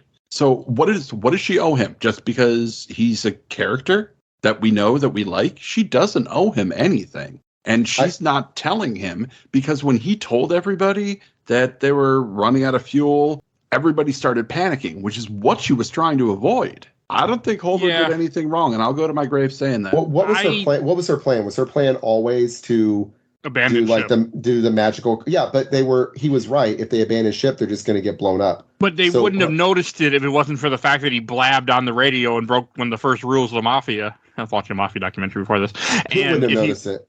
They wouldn't have noticed the ships leaving the big ship because they were focused on the big ship. Yeah, they wouldn't have noticed all these ships leaving the big ship. Yeah, there's a comment in this movie that they said that they wouldn't notice it. The only reason why they noticed them is because of the stuttering guy who should not be in this movie, and that whole Benicio del arc. Toro, yeah. Yeah, where great actor, but I just do not like any of that character in this movie or any of that. I mean, what has he been great in? Snatch? Usual Suspects. Yeah. Is he great in Usual Suspects? Yeah. Watch Sicario. Sicario. Okay, the Sicario. Wolf Okay, Man. all right, yeah. He's a good actor. Yeah, okay. I mean, I like him in Snatch. He was DJ great is in his Snatch. character's name in this. DJ. I just don't. But yeah, I have a lot of issues with that part, and just. I- but we'll get there shortly. Yeah, we'll get there. What was her plan? But what was her plan exactly? Her plan is just to load them in transports. They fly the planet undetected, and then they could hunker down there in the base. She didn't know about the little Death Star battering ram, and then they hide there. We're to believe that they wouldn't have seen these transports. They make a comment that when they're shooting, that they scan it, because after when you see the guy DJ get the money, they make a comment saying that he was right. We scanned and we found it. When you're involved in active tracking somebody so that you can keep them going through light speed to find out where they go, you're focused on that ship that you're tracking. Active tracking involves, all of your sensor array being pointed at that ship so you can find out where it's going. You're not going to notice small, unarmored, unweaponed transport ships going off there. I don't buy that. I mean, maybe, but I don't think the movie. I'm not sold on that as an explanation for it. I think. I don't know. Maybe that was her idea. I don't know. That was her plan. And I also don't buy that she doesn't. She maybe doesn't owe him anything, but I think a good commander would have not just told him, "Yeah, fuck off and go back to the bay, and I'll talk to you later." And also, it's not like he's just some random pilot. He was the commander of their pilots. He was well known as their best pilot. He recently got demoted because he made a bad call. But he made a lot of bad calls in that plan. He made one bad call, which is that he turned off his communicator and disobeyed their orders to stop doing the thing that they had already been saying they were going to do. They were already planning to do what they were doing, and at the last minute, Leia called it off, and he turned off his communicator and disobeyed her orders, and he should have been in trouble for that, for sure. But I feel like Holdo comes in hostile and backs him into a corner. And then, he does a coup, and she takes care of that and whatever. I don't know. I just found her character annoying a little bit. I understand why the incels really hate her. I get that, which makes me want to defend her also. But I do think there is a little bit of an instinct to want to over defend because of the bad people. I go out of my way to defend Captain Marvel, right, as a Marvel movie because of the same people that hate Captain Marvel hate this movie for the same reasons. But really like that movie. Objectively speaking, the movie has a lot of problems. Right? It has a lot of problems. I defend it anyway because I'm like, yeah, but fuck you guys for being sexist and stuff. And so I get it. Laura Dern feels like Holdo seems like she was designed to piss off sexists. But I feel like it was a little unnecessary. I think it's Rose is more for that, but the last thing with Holdo and just all that is that the end of this, when they do finally go load in the cruisers, she does the whole movement where she hyperspeeds through the ship and destroys it. Oh, no. She doesn't through the ship. She hyperspeeds through the fleet. If you look at it, she blows up 7 damn ships. Yes. Which makes no sense, but it makes perfect sense. No, I don't think it does. And it doesn't because they've done hyperspace throughout this where they are flying directly at things and they don't go through them and kill them. The Falcon does hyperspace directly at a Star Destroyer and doesn't go through it. Throughout Star Wars, they've shown that they've never made it look like that going at hyperspace makes you go directly through the thing you're in front of and destroy it. That's because nobody has a death wish. Everybody's avoiding it. No, I mean, they are pointing toward things often in Star Wars when they go to hyperspace. But she did it on purpose. She only half hyperspace, I guess. She went to the speed but didn't enter the little tube of light that they go into. I don't know. I don't think that it makes sense. She didn't enter the warp tunnel like they do in Star Trek. The transwarp conduit. She didn't enter the transwarp conduit. She just went up to warp 11 and then okay.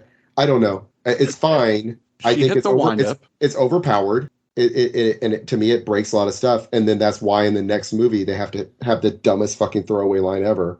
Oh, we can't do that again. That was 1,000,001 shot.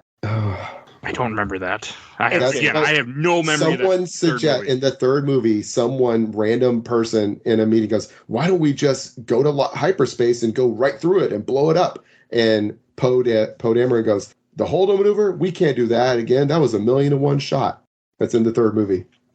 See, man. Okay, I'm not going to be on that episode, so I'm going to say it right now. Fuck Rise of Skywalker. Yeah, no, Like, it'll be preaching to the choir. it is the laziest thing. And It is. my biggest issue with it is that it walked back so much good that happened in this movie. Mm-hmm. Like the Holdo maneuver. First off, don't call it the Holdo maneuver. That's basically like naming a cool military attack after a suicide bomber. You're right. That's where it's the third movie that it just occurred to me that's where it's named. That is that conversation that we were just talking about. That line I said, that's where it gets the name. Oh, I can't For some wait reason, till I we thought get it was into in that this movie that it was called that, which makes no sense. Yeah, like there's no point Like she's to done it making. before. Like she does it. She does it all the time. She's always just hyperspacing through fleets. You know that Vice Admiral Holdo always willing to kill herself to win a battle. Like, there's no question she died. The only reason this worked was because somebody was on there to override the safety. I'm That's your headcanon. Okay, I'll take that. That's fair. My I'll headcanon take is that. somebody had to be there to override the safety precautions. My counter to that is that then throughout all of Star Wars, why didn't they just have remote controlled ones do the same thing? Why even fly a bunch of X-wings to blow up a little exhaust port on this? In one shot. They could have taken. Why create things? Why not just use AI? That's what you're asking. You could take one Republic cruiser and just shoot it directly at the Death Star. Boom! You don't have to even worry about exhaust ports. In fact, why have a Death Star? Why have a Death Star? Just throw a hyperdrive onto an asteroid, point that at a planet. Boom! Same problem.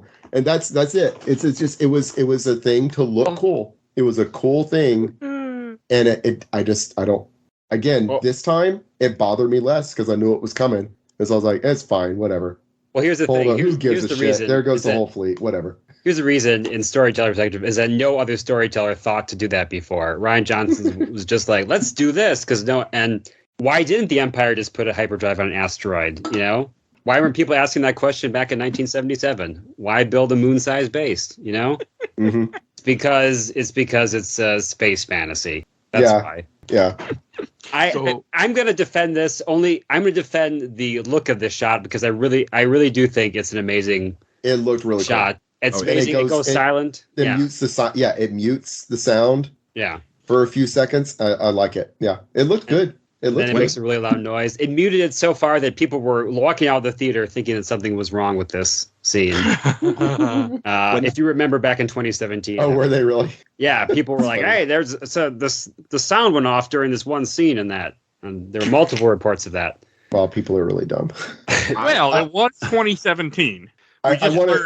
Or really fucking stupid in 2016. So. we skipped over real fast. Just one thing. We skipped over something I really liked, which is when Poe's doing his coup and all that, and then Leia busts onto the bridge, she just explodes the door with the Force, and then shoots him with the stun. I was like, that's funny. That's funny. Yeah, I also like because then the camera pans to Carrie Fisher's daughter, who puts her hands up, like looking scared. That's a good scene. Yeah, and she's like, if you know that's Billy Lord, that's Carrie Fisher's daughter on there. It makes it funnier. Is her daughter or her granddaughter? It's her daughter, I think. It's her daughter. It's her daughter. Yeah, she just is like way younger. But I like that she's in this movie. It was hard. Oh no, she's not way younger. It's that Carrie Fisher looks way older than she is because of the cocaine. That's what it was. I remember we were talking about this the other day. Carrie Fisher was only like 55 or something like that when she died. Oh, she was young. No, she wasn't that young. She was 18 in Star Wars in 77. So she's in her 60s. Yeah, so she's 20. So 63. She'd be 63 now, right? 60. I mean, we could just pull up Wikipedia and it will tell us the answer immediately. Yeah, something like that. Don't be absurd. I can't do math. She died younger than she should have because of all her issues, unfortunately. She was 60 when she died. Yeah, there you go. Right. Still young though. Yeah, she looks to me older than that, but so I'm like, Billy Lord is looks like she's like in her 20s. So I was like, but no, that makes sense. Oh, and then now I've purposely been waiting, so that kind of wraps that up. And then the other thing we haven't talked about, the stuff with Finn in this movie. What do you mean? It goes they're on crate right after with us. What are you talking about? Yeah, well, we completely skipped over the ship, and we go to the next thing. We completely skipped over the casino planet. Well, I did it on purpose. Stuff. I've been kind of trying to. No, because we'll go to crate at the end. I want to talk. I think most people really don't like the stuff on the casino planet, right? So I I did not like the Casino Planet when I saw this in 2017. I thought it was filler. I thought it was stupid. I thought, what's the point? 2023 Mike goes, I get it now, because it's meant to kind of show you that kind of that gray area. And if I'm supposed to show Finn, where in the beginning Finn has no allegiance really to the Rebel Alliance exactly, because he just wants to go save Rey. That's his main concern. In the first movie, that's really his thing. He doesn't care about this conflict at all. He just wants to help Rey. And in this one, he just wants to help Rey.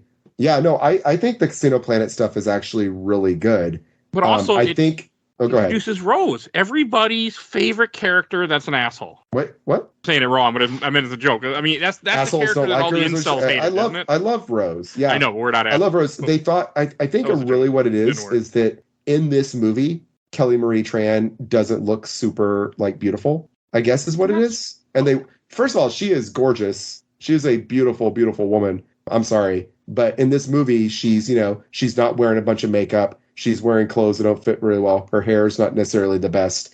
And I think they want there's a non-fashion model in my Star Wars movie. What the fuck? And also she's Asian and I'm racist. I don't know. Well, I love her. I love her character and I loved it the first time. Atmosphere, like the people that would have been around a lot, well, still around, but like, wasn't that a big hatred for her in this movie? Oh, huge. She got bullied off of the internet over it. She got bullied into deleting her like social media stuff. And I feel like that was also very much just because the atmosphere in 2017, we just came off of the 2016 bullshit, and America was turned out that, hey, guess what? There's a lot of races out there. A lot talking. Yeah, we were having a real time of. We still are, but a real time of racist, misogynist feeling licensed to just be the worst people. Like they were feeling real like emboldened. When was the tiki torch rant where they did that march? That was 2017. It was 2017. Okay, so that would have been the same year as this. Yeah. Yeah, the thing is, I really like her. I like her as a character. I was really upset that she dies at the end of this. She dies? She doesn't die. She doesn't die? She's in the next movie. Oh, she's in the next. Oh, well, she's like Princess Leia's caretaker in the next movie. That's right. She hangs out with Princess Leia and watches her die. That's right. Right. Yeah. She doesn't do anything besides that. She just is there for Princess Leia to bounce some weirdly edited lines off of and then die. Yeah, it's easy to see why you think that, because the way they end her character is not entirely clear that she... It seems like she definitely died. I feel like she was meant to be dead at the end of this. That's the thing. She is looking up at Finn and speaking to him and saying something really poignant, and then she goes, oh, and like her head falls to the side. And he's like, Rose? And that's like the last time we see her. She was like clearly supposed to be dead, and then they're like, yeah, no, we'll bring her back. And I'm like, good for her that she got paid and everything. But anyway, no, I liked her character, and what I liked about the Casino Planet stuff was them pointing out that war is bad. Just it's all about profit for these people, and that there is kind of an issue of like, there's most of the people in this galaxy, they don't really care who wins this war. It's all the same to them, right? First Order, Empire, New Republic, who cares, right? Actually, like the arms, they're going through like when they're on the ship that they stole, like, oh, it belonged to an arms dealer. Look, he sold weapons to all the bad people, and it's like TIE fighters and walkers and all that, and then an X-Wing. And it's like, that's pretty cool. That's a pretty cool it's pretty gray for Star Wars to be like, oh, the people supporting your side are bad too. Star Wars needs more of that gray stuff. Andor has a lot of that gray area stuff. That reminds me, I remember seeing this movie being so hyped, and then 9 come out, and I was like, oh man, this movie set up my gray Jedi. But didn't get it. It really did seem like this movie was going that direction, with Luke saying the Jedi Order is dead. And then at the end, he changes his mind. He's like, actually, no, it's not. She's the last Jedi. And it's like, I think what we were going for is that there's something other than Jedi. Yeah. She could be something other than and that's how it feels at the end of the last movie, when she walks off and she has the yellow lightsaber at the end of the next movie. It feels like maybe that's still what they were going for. But now there's going to be a 10th one, and who knows what's going to happen there. Allegedly. Yeah. But what I was going to say is, what I don't like about the Casino Planet is the CG looks like dog shit. Some of it does. Like, they're clearly not in a real place in a lot of it. Like when they're on the chase scene on the dog horses, and they're going through the town, and it's like, y'all couldn't find like some like town in Morocco to do actually that actually was filmed in, at least they filmed some of that in Dubrovnik, Croatia. Oh, Croatia, yeah. Which they also filmed, some Game of Thrones stuff in there, but it was so I don't know how Some much of it's it real. was. Some of it's real. Some of it's real. It must be CG extended. Yeah. It just looks really like the lighting and stuff. It just looks really fake. It looks very soundstagey. I just don't think it looks very good. Yeah, the fathers are mostly shot at night, which of course, as we talked about before, is one way to disguise your special effects is to shoot them at night. So right. Yeah, I like the dog horse things. Yeah. You said they're fathers, they're called? I think fathers is what they're called, yeah. Yeah, I like them. They're cool. They're cool. They look really cool. It's a good choice for them to be those and not just be tauntauns. I feel like if J.J. Abrams made this movie, they would have just been tauntauns. Yep. So I agree. Look, remember tauntauns? Remember tauntauns, don't you? Remember those? On this or Rontos, on this to planet, really they race them. everybody. Yeah, or you could do Rontos, sure. There probably would have been a line about how they smell bad on the outside, and somebody would have been like, "Oh, don't even get me started." Whap whap. Yeah.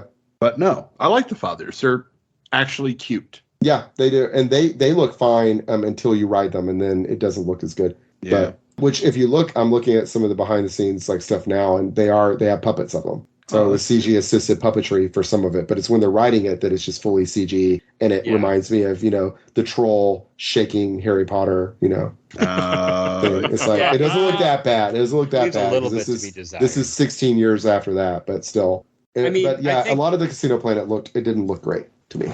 You go.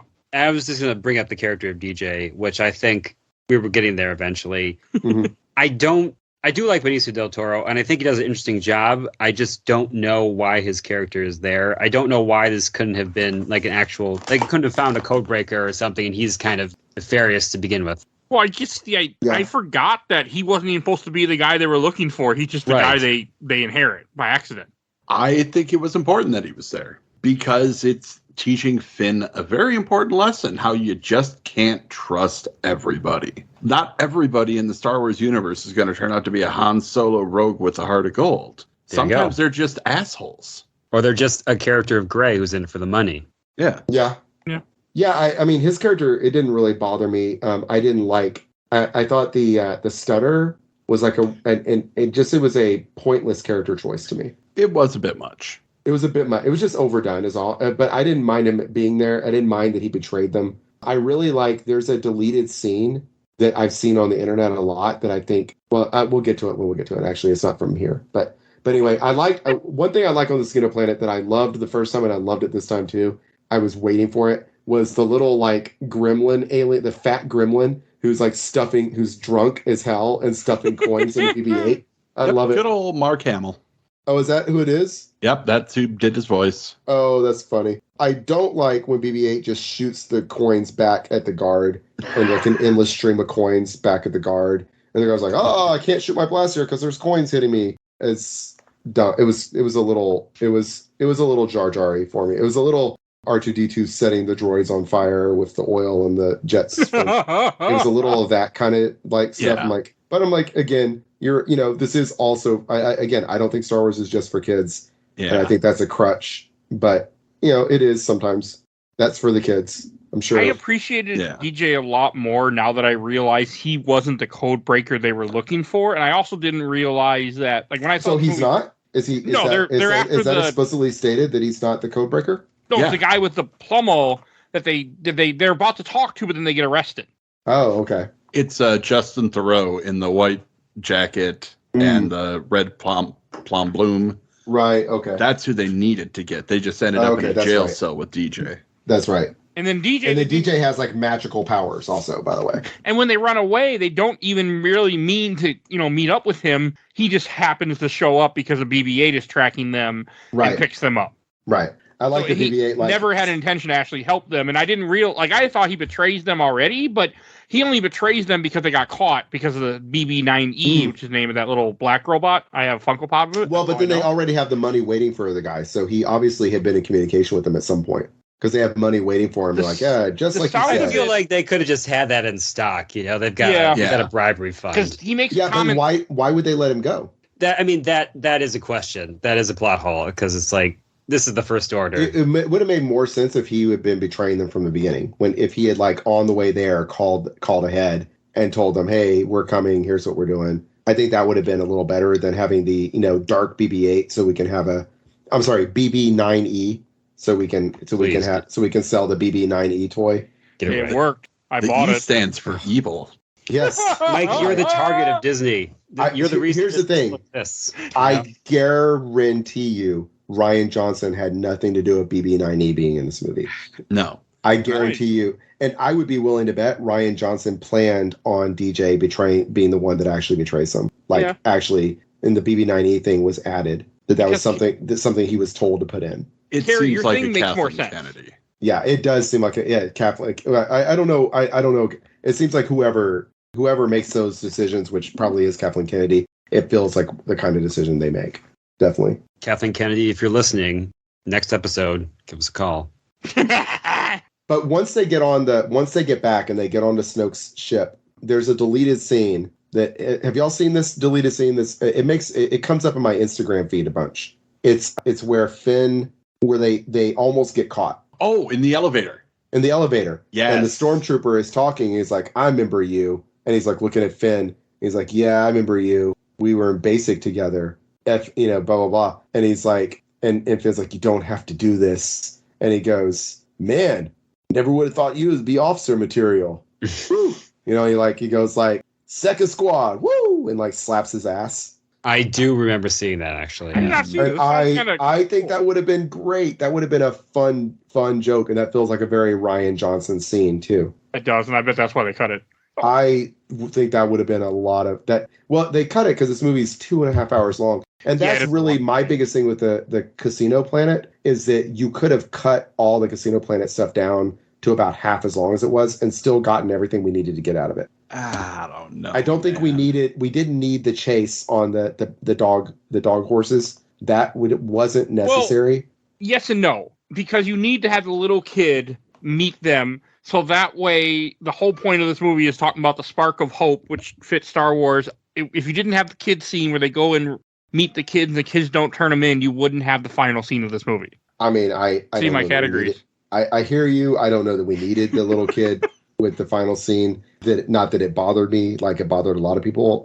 I didn't dislike it, but I don't know. I think that you could find some trim. There's some fat to trim in this movie. I think some of the chase scene stuff, some of the ship chase stuff we're talking about earlier could be cut. Some of the Casino Planet could be cut. I don't think you could really cut much else in this movie. As a fan of this movie, I agree with you a little bit because I do think it's a little bit long, and I think maybe at least 15 to 20 minutes might have been condensed. Well, and I'd rather have this deleted scene. That's fair. That deleted scene is really great. It's really good. I liked it a lot. I'll agree that the father chase probably could have been shut down, but for the most part, the Casino Planet stuff that we do have, I think is necessary because you do get Finn going from, oh man, this is so gosh darn cool, to fuck these losers. Well, I love that Rose already knows. Rose like, oh, you think this is cool? You think this is cool? Well, you're an idiot, and here's why. And I like that stuff. And I appreciated it way more than I did in 2017. Just the fact that they're selling weapons to both sides. Mm-hmm. I really do think that was the turning point for Finn. I think from that point forward, he was in the resistance of his own volition, not just because he's following either Poe or Rey or just, trying, not making any decisions on his own. I think this is the first time he's made a conscious decision of what to stand for. That's why I think it's important. Yeah. No, I agree. I didn't ever dislike the casino thing even back then. I feel like a lot of it could be cut. It was too much. It was too long. But once they get back on the ship, I like the stuff on the ship where they're going through the ship, and I like that they put the trash can, like he dumps out the trash can and then puts it over BB-8, so BB-8 looks like a little like cube droid. Oh, yeah, I thought that was funny.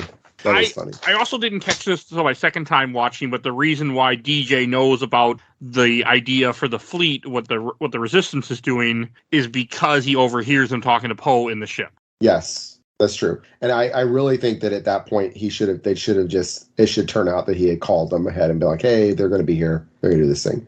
But I've always been like, I love Gwendolyn Christie. I love Captain Phasma. I have a big, like I've said before, I have a life-size Captain Phasma standee in my classroom, in the back of my classroom, next to my Chewbacca, Luke, R2-D2, and C-3PO standees. And I like her fight scene with Finn. Yes. A lot. It was good. I thought it was really cool. I was upset that she died here, but Yeah. She deserves so much better. I feel like if we can bring back Rose why couldn't we bring back Captain Phasma? It should have been a thing where each movie Finn has to defeat Captain Phasma, and then maybe in the third movie she finally gets killed for real. But Yeah.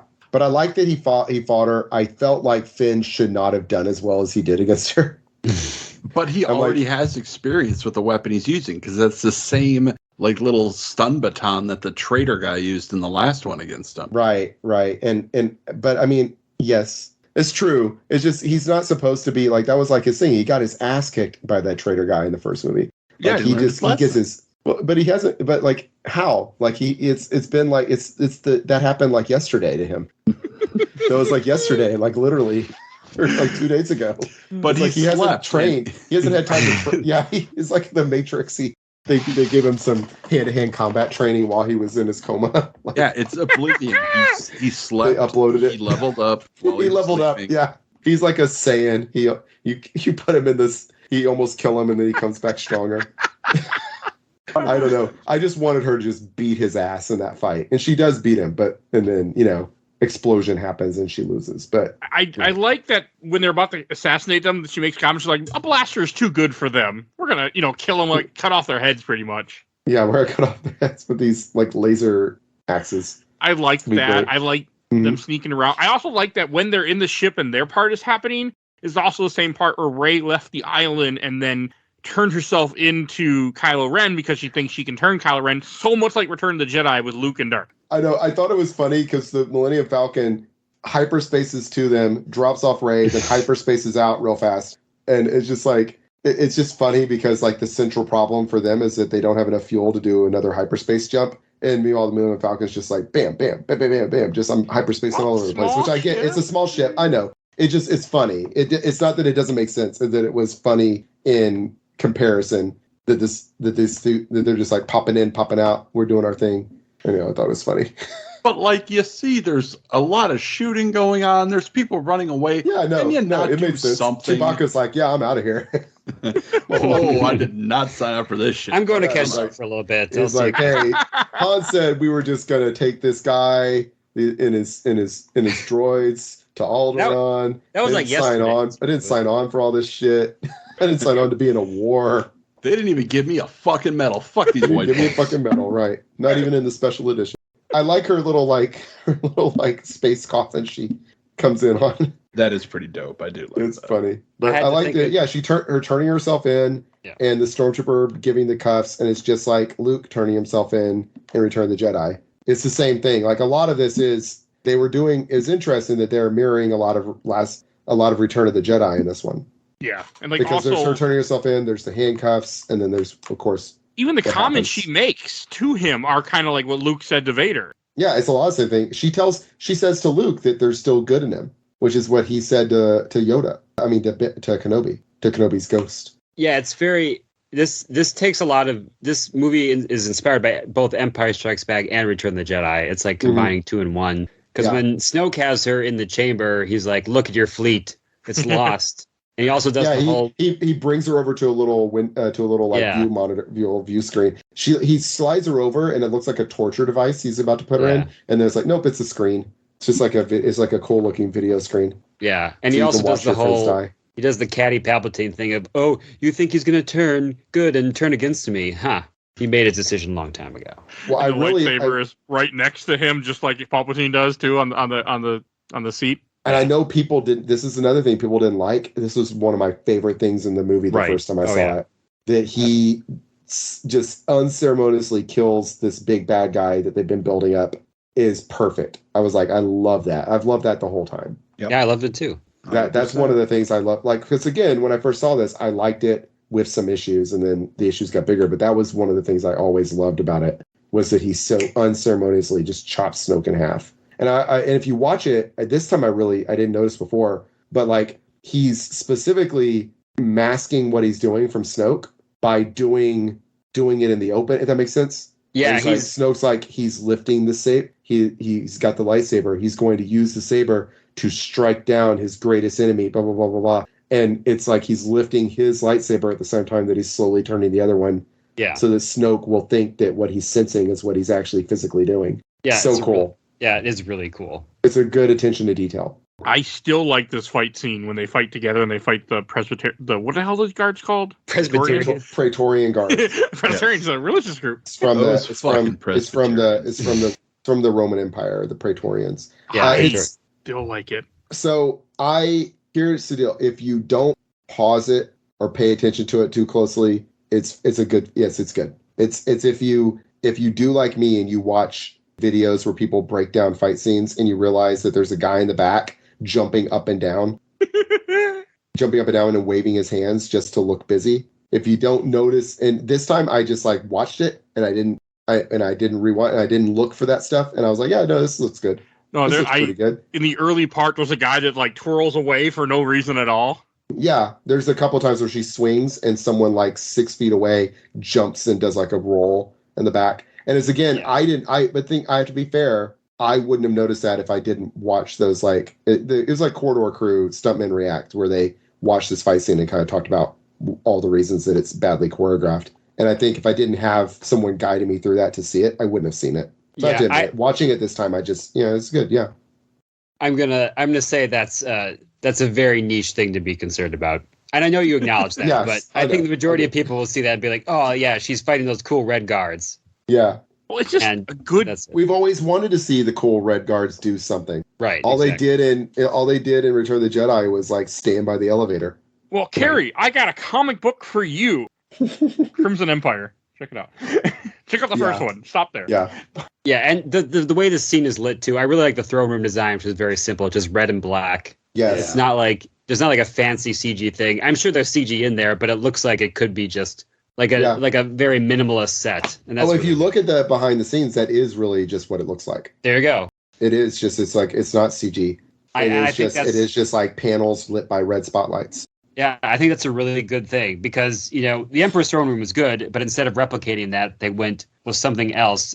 And I think it works really well in this scene. Yeah, and I like they apparently knock out the spotlights. So then at the end of the fight, it's like black with like sparks everywhere. Yeah, that's true. Instead of the red that. lights, they kind of knock them out while they're fighting, I guess. And how it's supposed to be. I mean, you're supposed to think as the audience that Kylo then is going to side with the light side because he kills Snoke and he helps Rey fight all the guards off.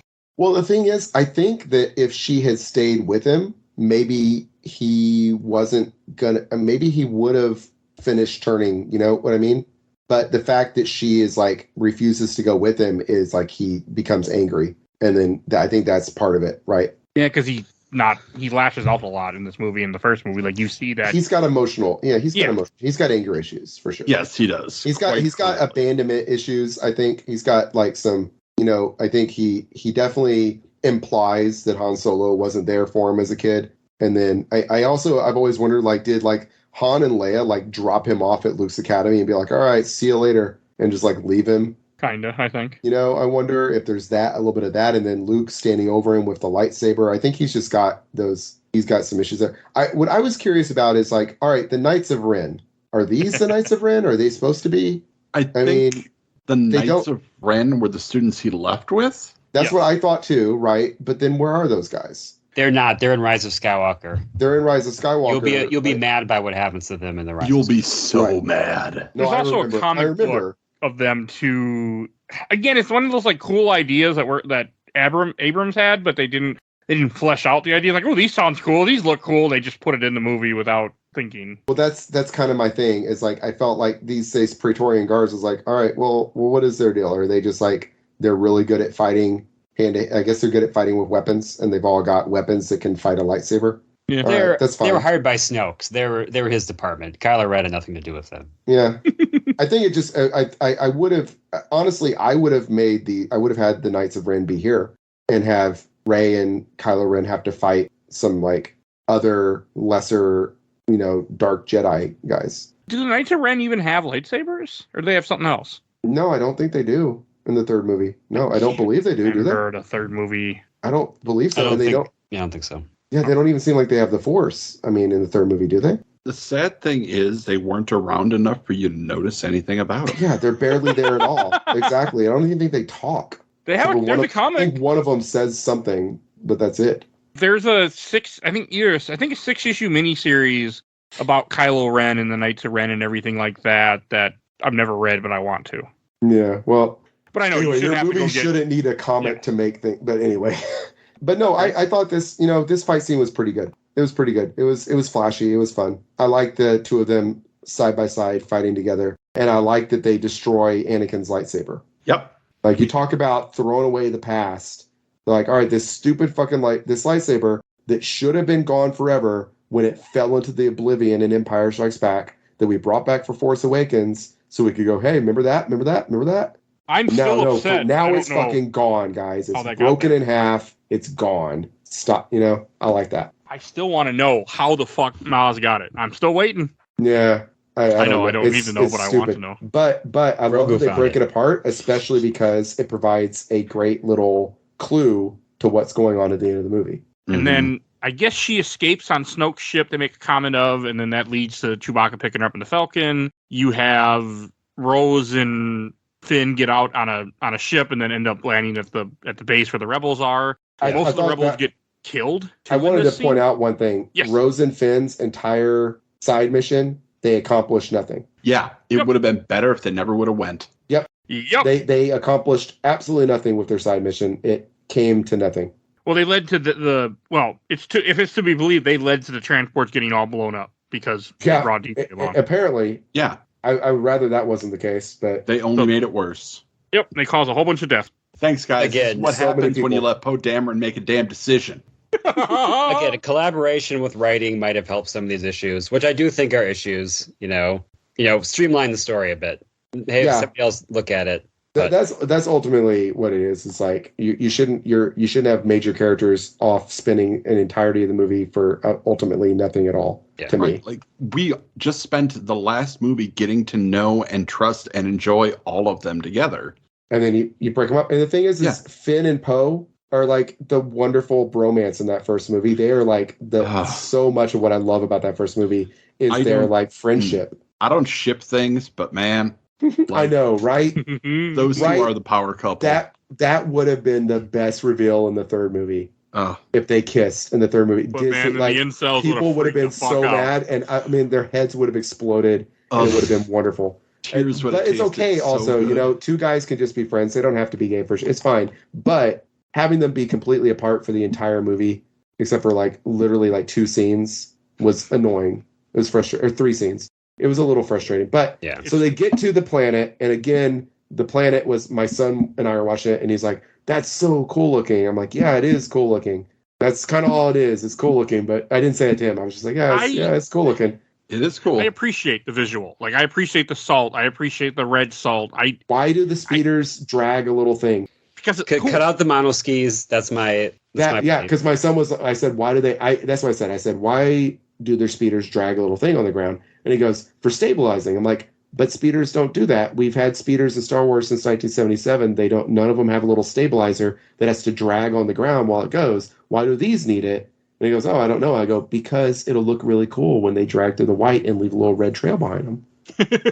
Yes. And later when there's like big explosions, because he was like, is that red stuff salt? Because he licked the red stuff and said, oh, it's salt. And I'm like, well, the white stuff's salt, but the red stuff is salt also, I guess, because later we see the red crystals. So it's all salt. All right, that's cool. I guess why is the salt red? Well, because Rian Johnson wanted to have this really cool blood on the snow thing, but you can't have giant puddles of blood in a Disney movie. So we'll make it red salt. That's fine. It was another of those things. It didn't bother me. It was another of those, well, this is just there to look neat. And I don't know. It didn't, like I said, it didn't bother me, but I kind of also don't. Sometimes you just want your movie to look neat. And that's and you just wanted to look neat. You wanted to look neat. I do agree it doesn't make much sense, but I do appreciate it. I mean, the crystal critters, what are those there for other than to tell them where to escape from? They're adorable. I'll tell you, my son. The same reason General Grievous is in Revenge of the Sith. Toy. Mike's I don't know. here, I love the here's little my money, take it. I don't know if that's this what is canon. Glaceon will look like if they make a Detective Pikachu 2. That's Glaceon, right? Yes. It's close, yes. I don't know if this actually happened, but I swear I have a memory of Peter telling me that General Grievous was created to sell toys. I swear. I don't remember exactly saying that. You might have never actually said it, but it's in my head. General Grievous was created so that Mace Windu could crush his chest cavity like a boss. That's what General Grievous was created for. That was pretty bossy. It's like it's the fucking best thing in the world. R.I.P. It's like, oh, you're going to get away? The Clone Wars Jedi cartoon won't is crush not your bad. chest cavity. The Tartakosvsky one is actually pretty good. It's so good. Damn good. It's so good. And that brings... Oh, but some of the stuff with the salt thing I was thinking of, like, there's one comment that's made on the ship is that there's 400 rebels left. When they get... After all those cruisers get blown up, except for the one, I'm pretty sure only one or two make it, with, like, the one with Poe and Leia on, there's not many people left when that door closes. There's like 8. They're almost all dead. There's like 8 people in the rebellion, in the resistance now. So it sure is a good thing that Lando was able to find those other like 30,000 people. I don't know where they're hiding, but they do imply friends in the Outer Rim. Remember? No, yeah. Well, here's the thing. Finn, or I think Finn says, maybe Poe says it. No, I think Poe says it. People around the galaxy, they're going to hear us calling for help, and they're going to come because they believe in Princess Leia.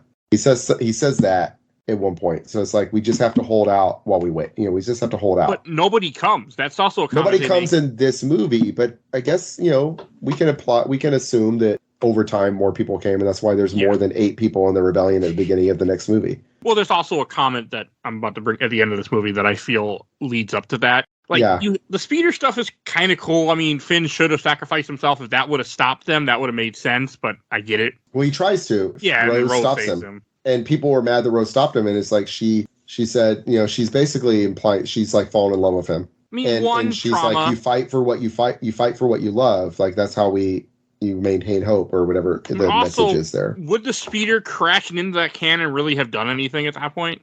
Probably not. So, you know, probably. But he thought he had to try something. I was down for for the it. glowing weak spot. Everybody So- does that. yeah. This is why I say cut out the these are called monoskis. Cut out the speeder scene in general. Just have them go into the base, close the doors, then they bring down the Death Star cannon, and then Luke comes. That would cut out 5 to 10 minutes of the movie. No, I agree. I agree personally. It would have, and you still get the good, you know, blood on the snow thing from anyway. Yeah, man, but that when I first saw that scene of Luke showing up, I didn't question how the fuck did he get here. I didn't realize. Wait, that like. Well, you know why you didn't question it? Because we saw his X-wing. Yeah, we did. His X-wing was It's it was in the water. It was under the water. Oh, And I was fully expecting to see like Rey or lifted out of the water like Luke couldn't do on Dagobah. You know, like it felt, and then they didn't do that, which is good. We don't need to repeat everything, but yeah, we see his X-wing is like just under the water, so it's completely feasible that he could have gotten here. But I actually and he had time to shave and cut his hair. Right, I like that he projected himself, and I like there's one really good clue that he's not physically there.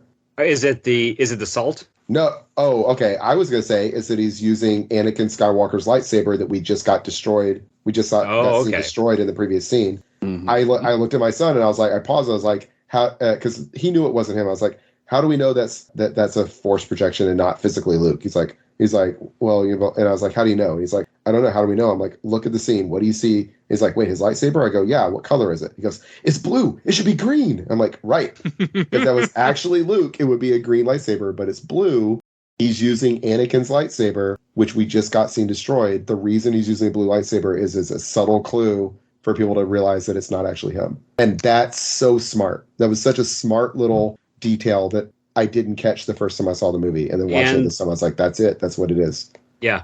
That is a subtle clue. And the other subtle clue is that they show a couple brief shots of his feet and they are not tracking salt. Oh, yeah. That's true. They're not they're not red. He isn't he's not leaving footprints. He's not leaving little red footprints behind him. And it's very quick, but it's definitely a key to the audience. Like Rian Johnson was like, if you're paying attention, you're going to see this. Yeah. So those are, I think, those are really probably the only 2 clues. The other clue being the foreshadowing that we've seen in this movie that people can do this. Yeah.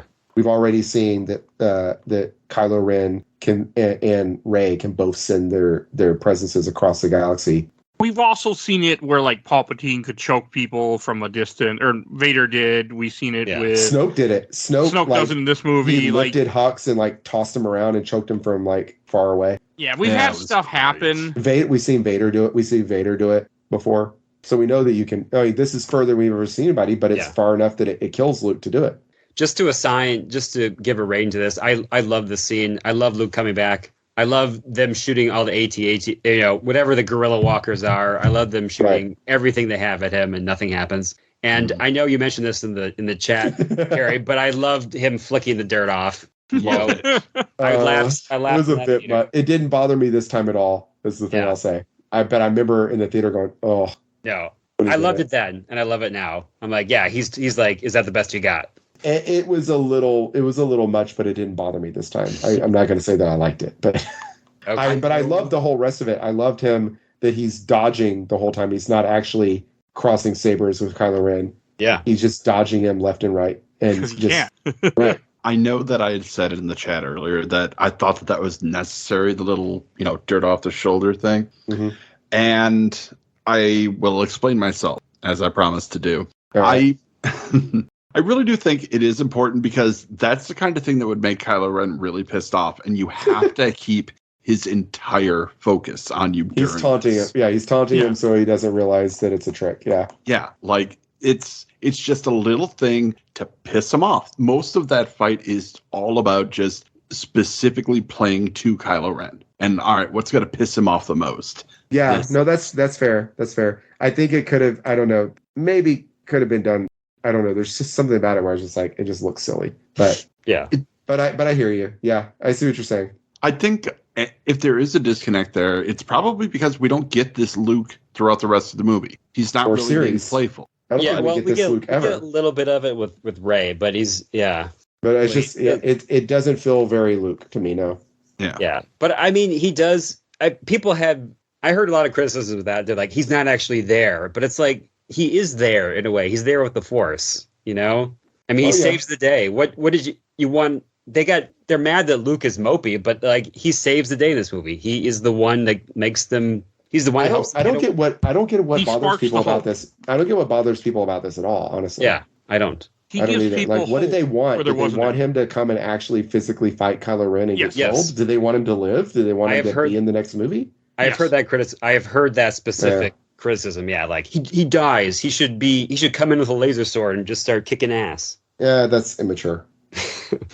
I mean, I probably in 2017 would have wanted him to actually be there and wanted him in the next movie. But the whole idea is the fact that he shows up, does this, as you see in the very end with the kid. It's a story that now will be told that will spark hope. And that's what he says is, there needs to be hope. And that's the whole point of this movie and everything that's happening, that is giving the Resistance hope and people hope that they can stop the First Order. Yeah. And him fading away, I thought, okay, that's stupid in 2017. I'm like, wait, now it makes perfect sense. Obi-Wan fades away when they touch him with the saber. Like, there's no body to burn. Like, makes sense. Well, Obi-Wan didn't get. I mean, Obi-Wan killed himself, but I know what you're saying. Yeah, but that same idea. Like, again, this movie is so many throwbacks to Star Wars in general that I didn't appreciate in 2017. That after doing this series on the show, we've been going through all the movies. I really appreciate. Like, I actually watched this movie twice. I'm watching it right now, and I really like this movie. And even a month ago, Mike would have been like, would be questioning me right now if he didn't have the context. So. Yeah, I mean, I before this, I ranked this like, above Attack of the Clones, but below. Now I'm like,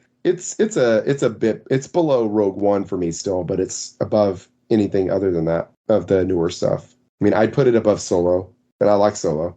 I like Solo too. And I definitely put it above the other two sequels or any of the prequels. So.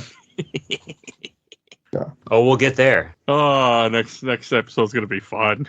Yeah, I really don't see myself having this kind of 180 on the last. I don't see any of us having a. I see me having a 180, but that's it. Oh, because you liked it the first time. I've said on the show and I've said in the chat, when I saw Rise Skywalker, I remember leaving the theater going, "Man, that was so great," and had tears in my eyes. I just loved it, and I don't think that's gonna happen again.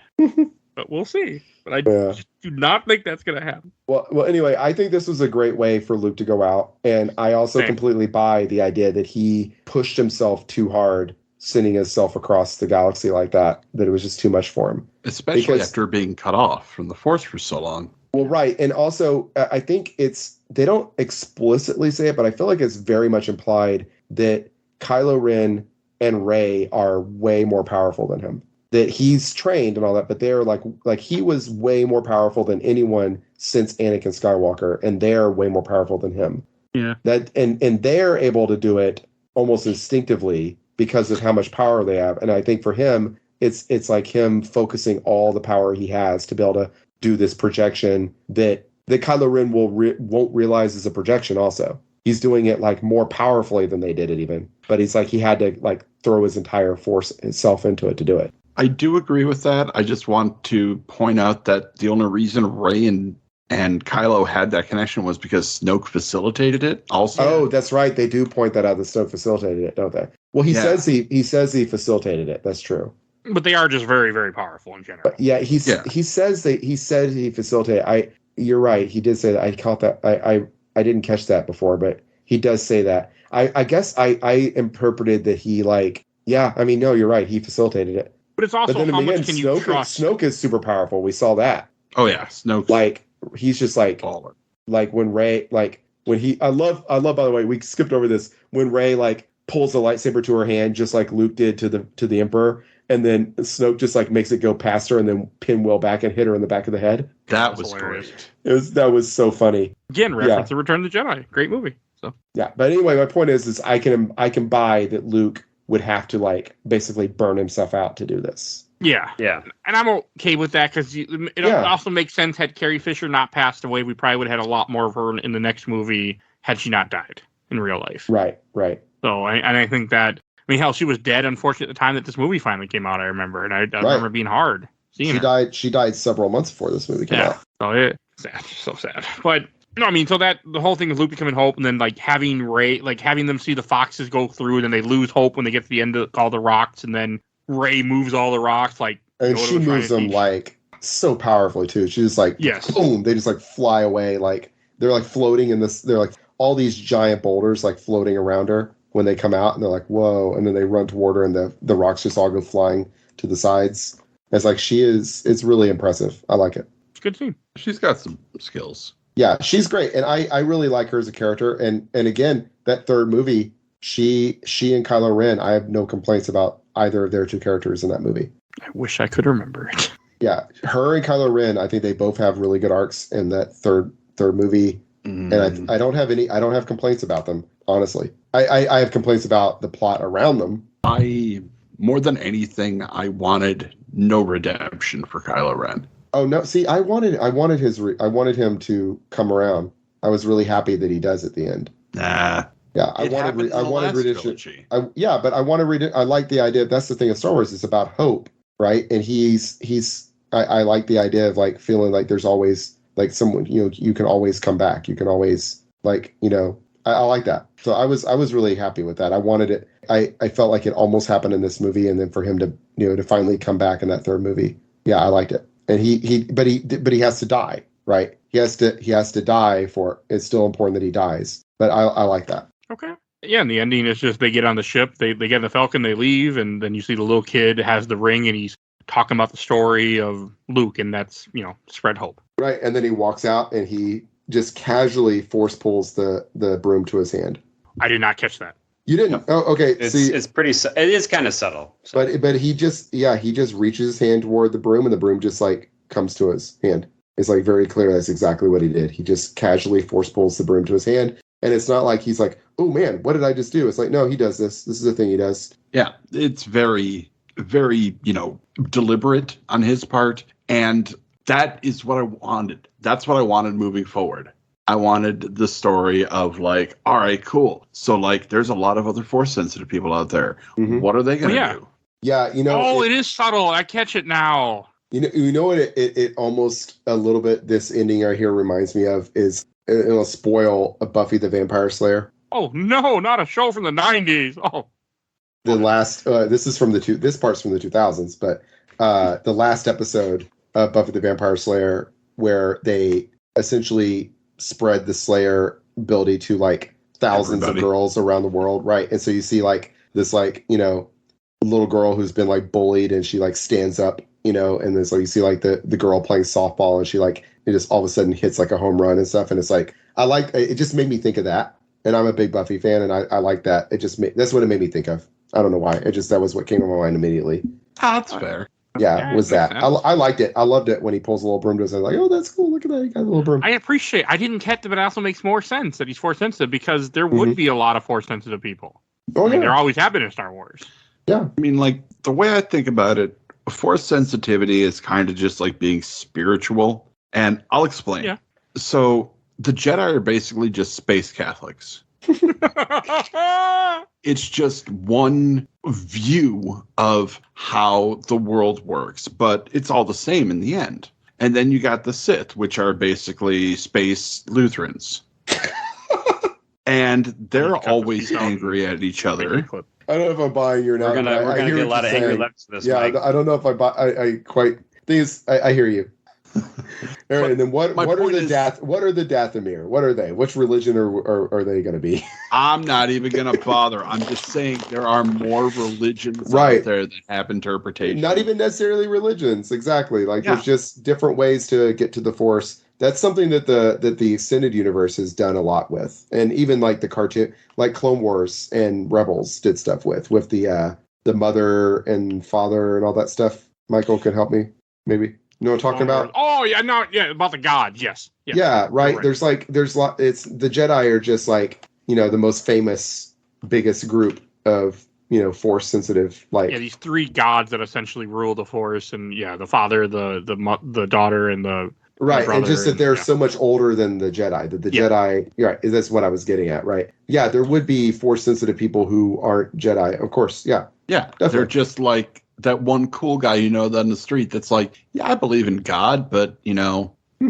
whatever. I don't really have a format to it. Well, another thing it made me think about is, my favorite author, Brandon Sanderson, his series Mistborn, and the main character in that, Vin, she, turns out to be like this really powerful magic user, right? But in the beginning of the book, she's just a street rat, and she, someone finds out, someone who recognizes her talent is talking to her about it. She's like, "Oh, you're talking about my luck? Yeah, I use my luck to do things." And to her, she doesn't have any idea about this magic system. She just knows that she can do certain things, and that's just like, well, that's that's kind of who I am. I just So do these things. You're telling me she's Han Solo and has Force luck like Han Solo does?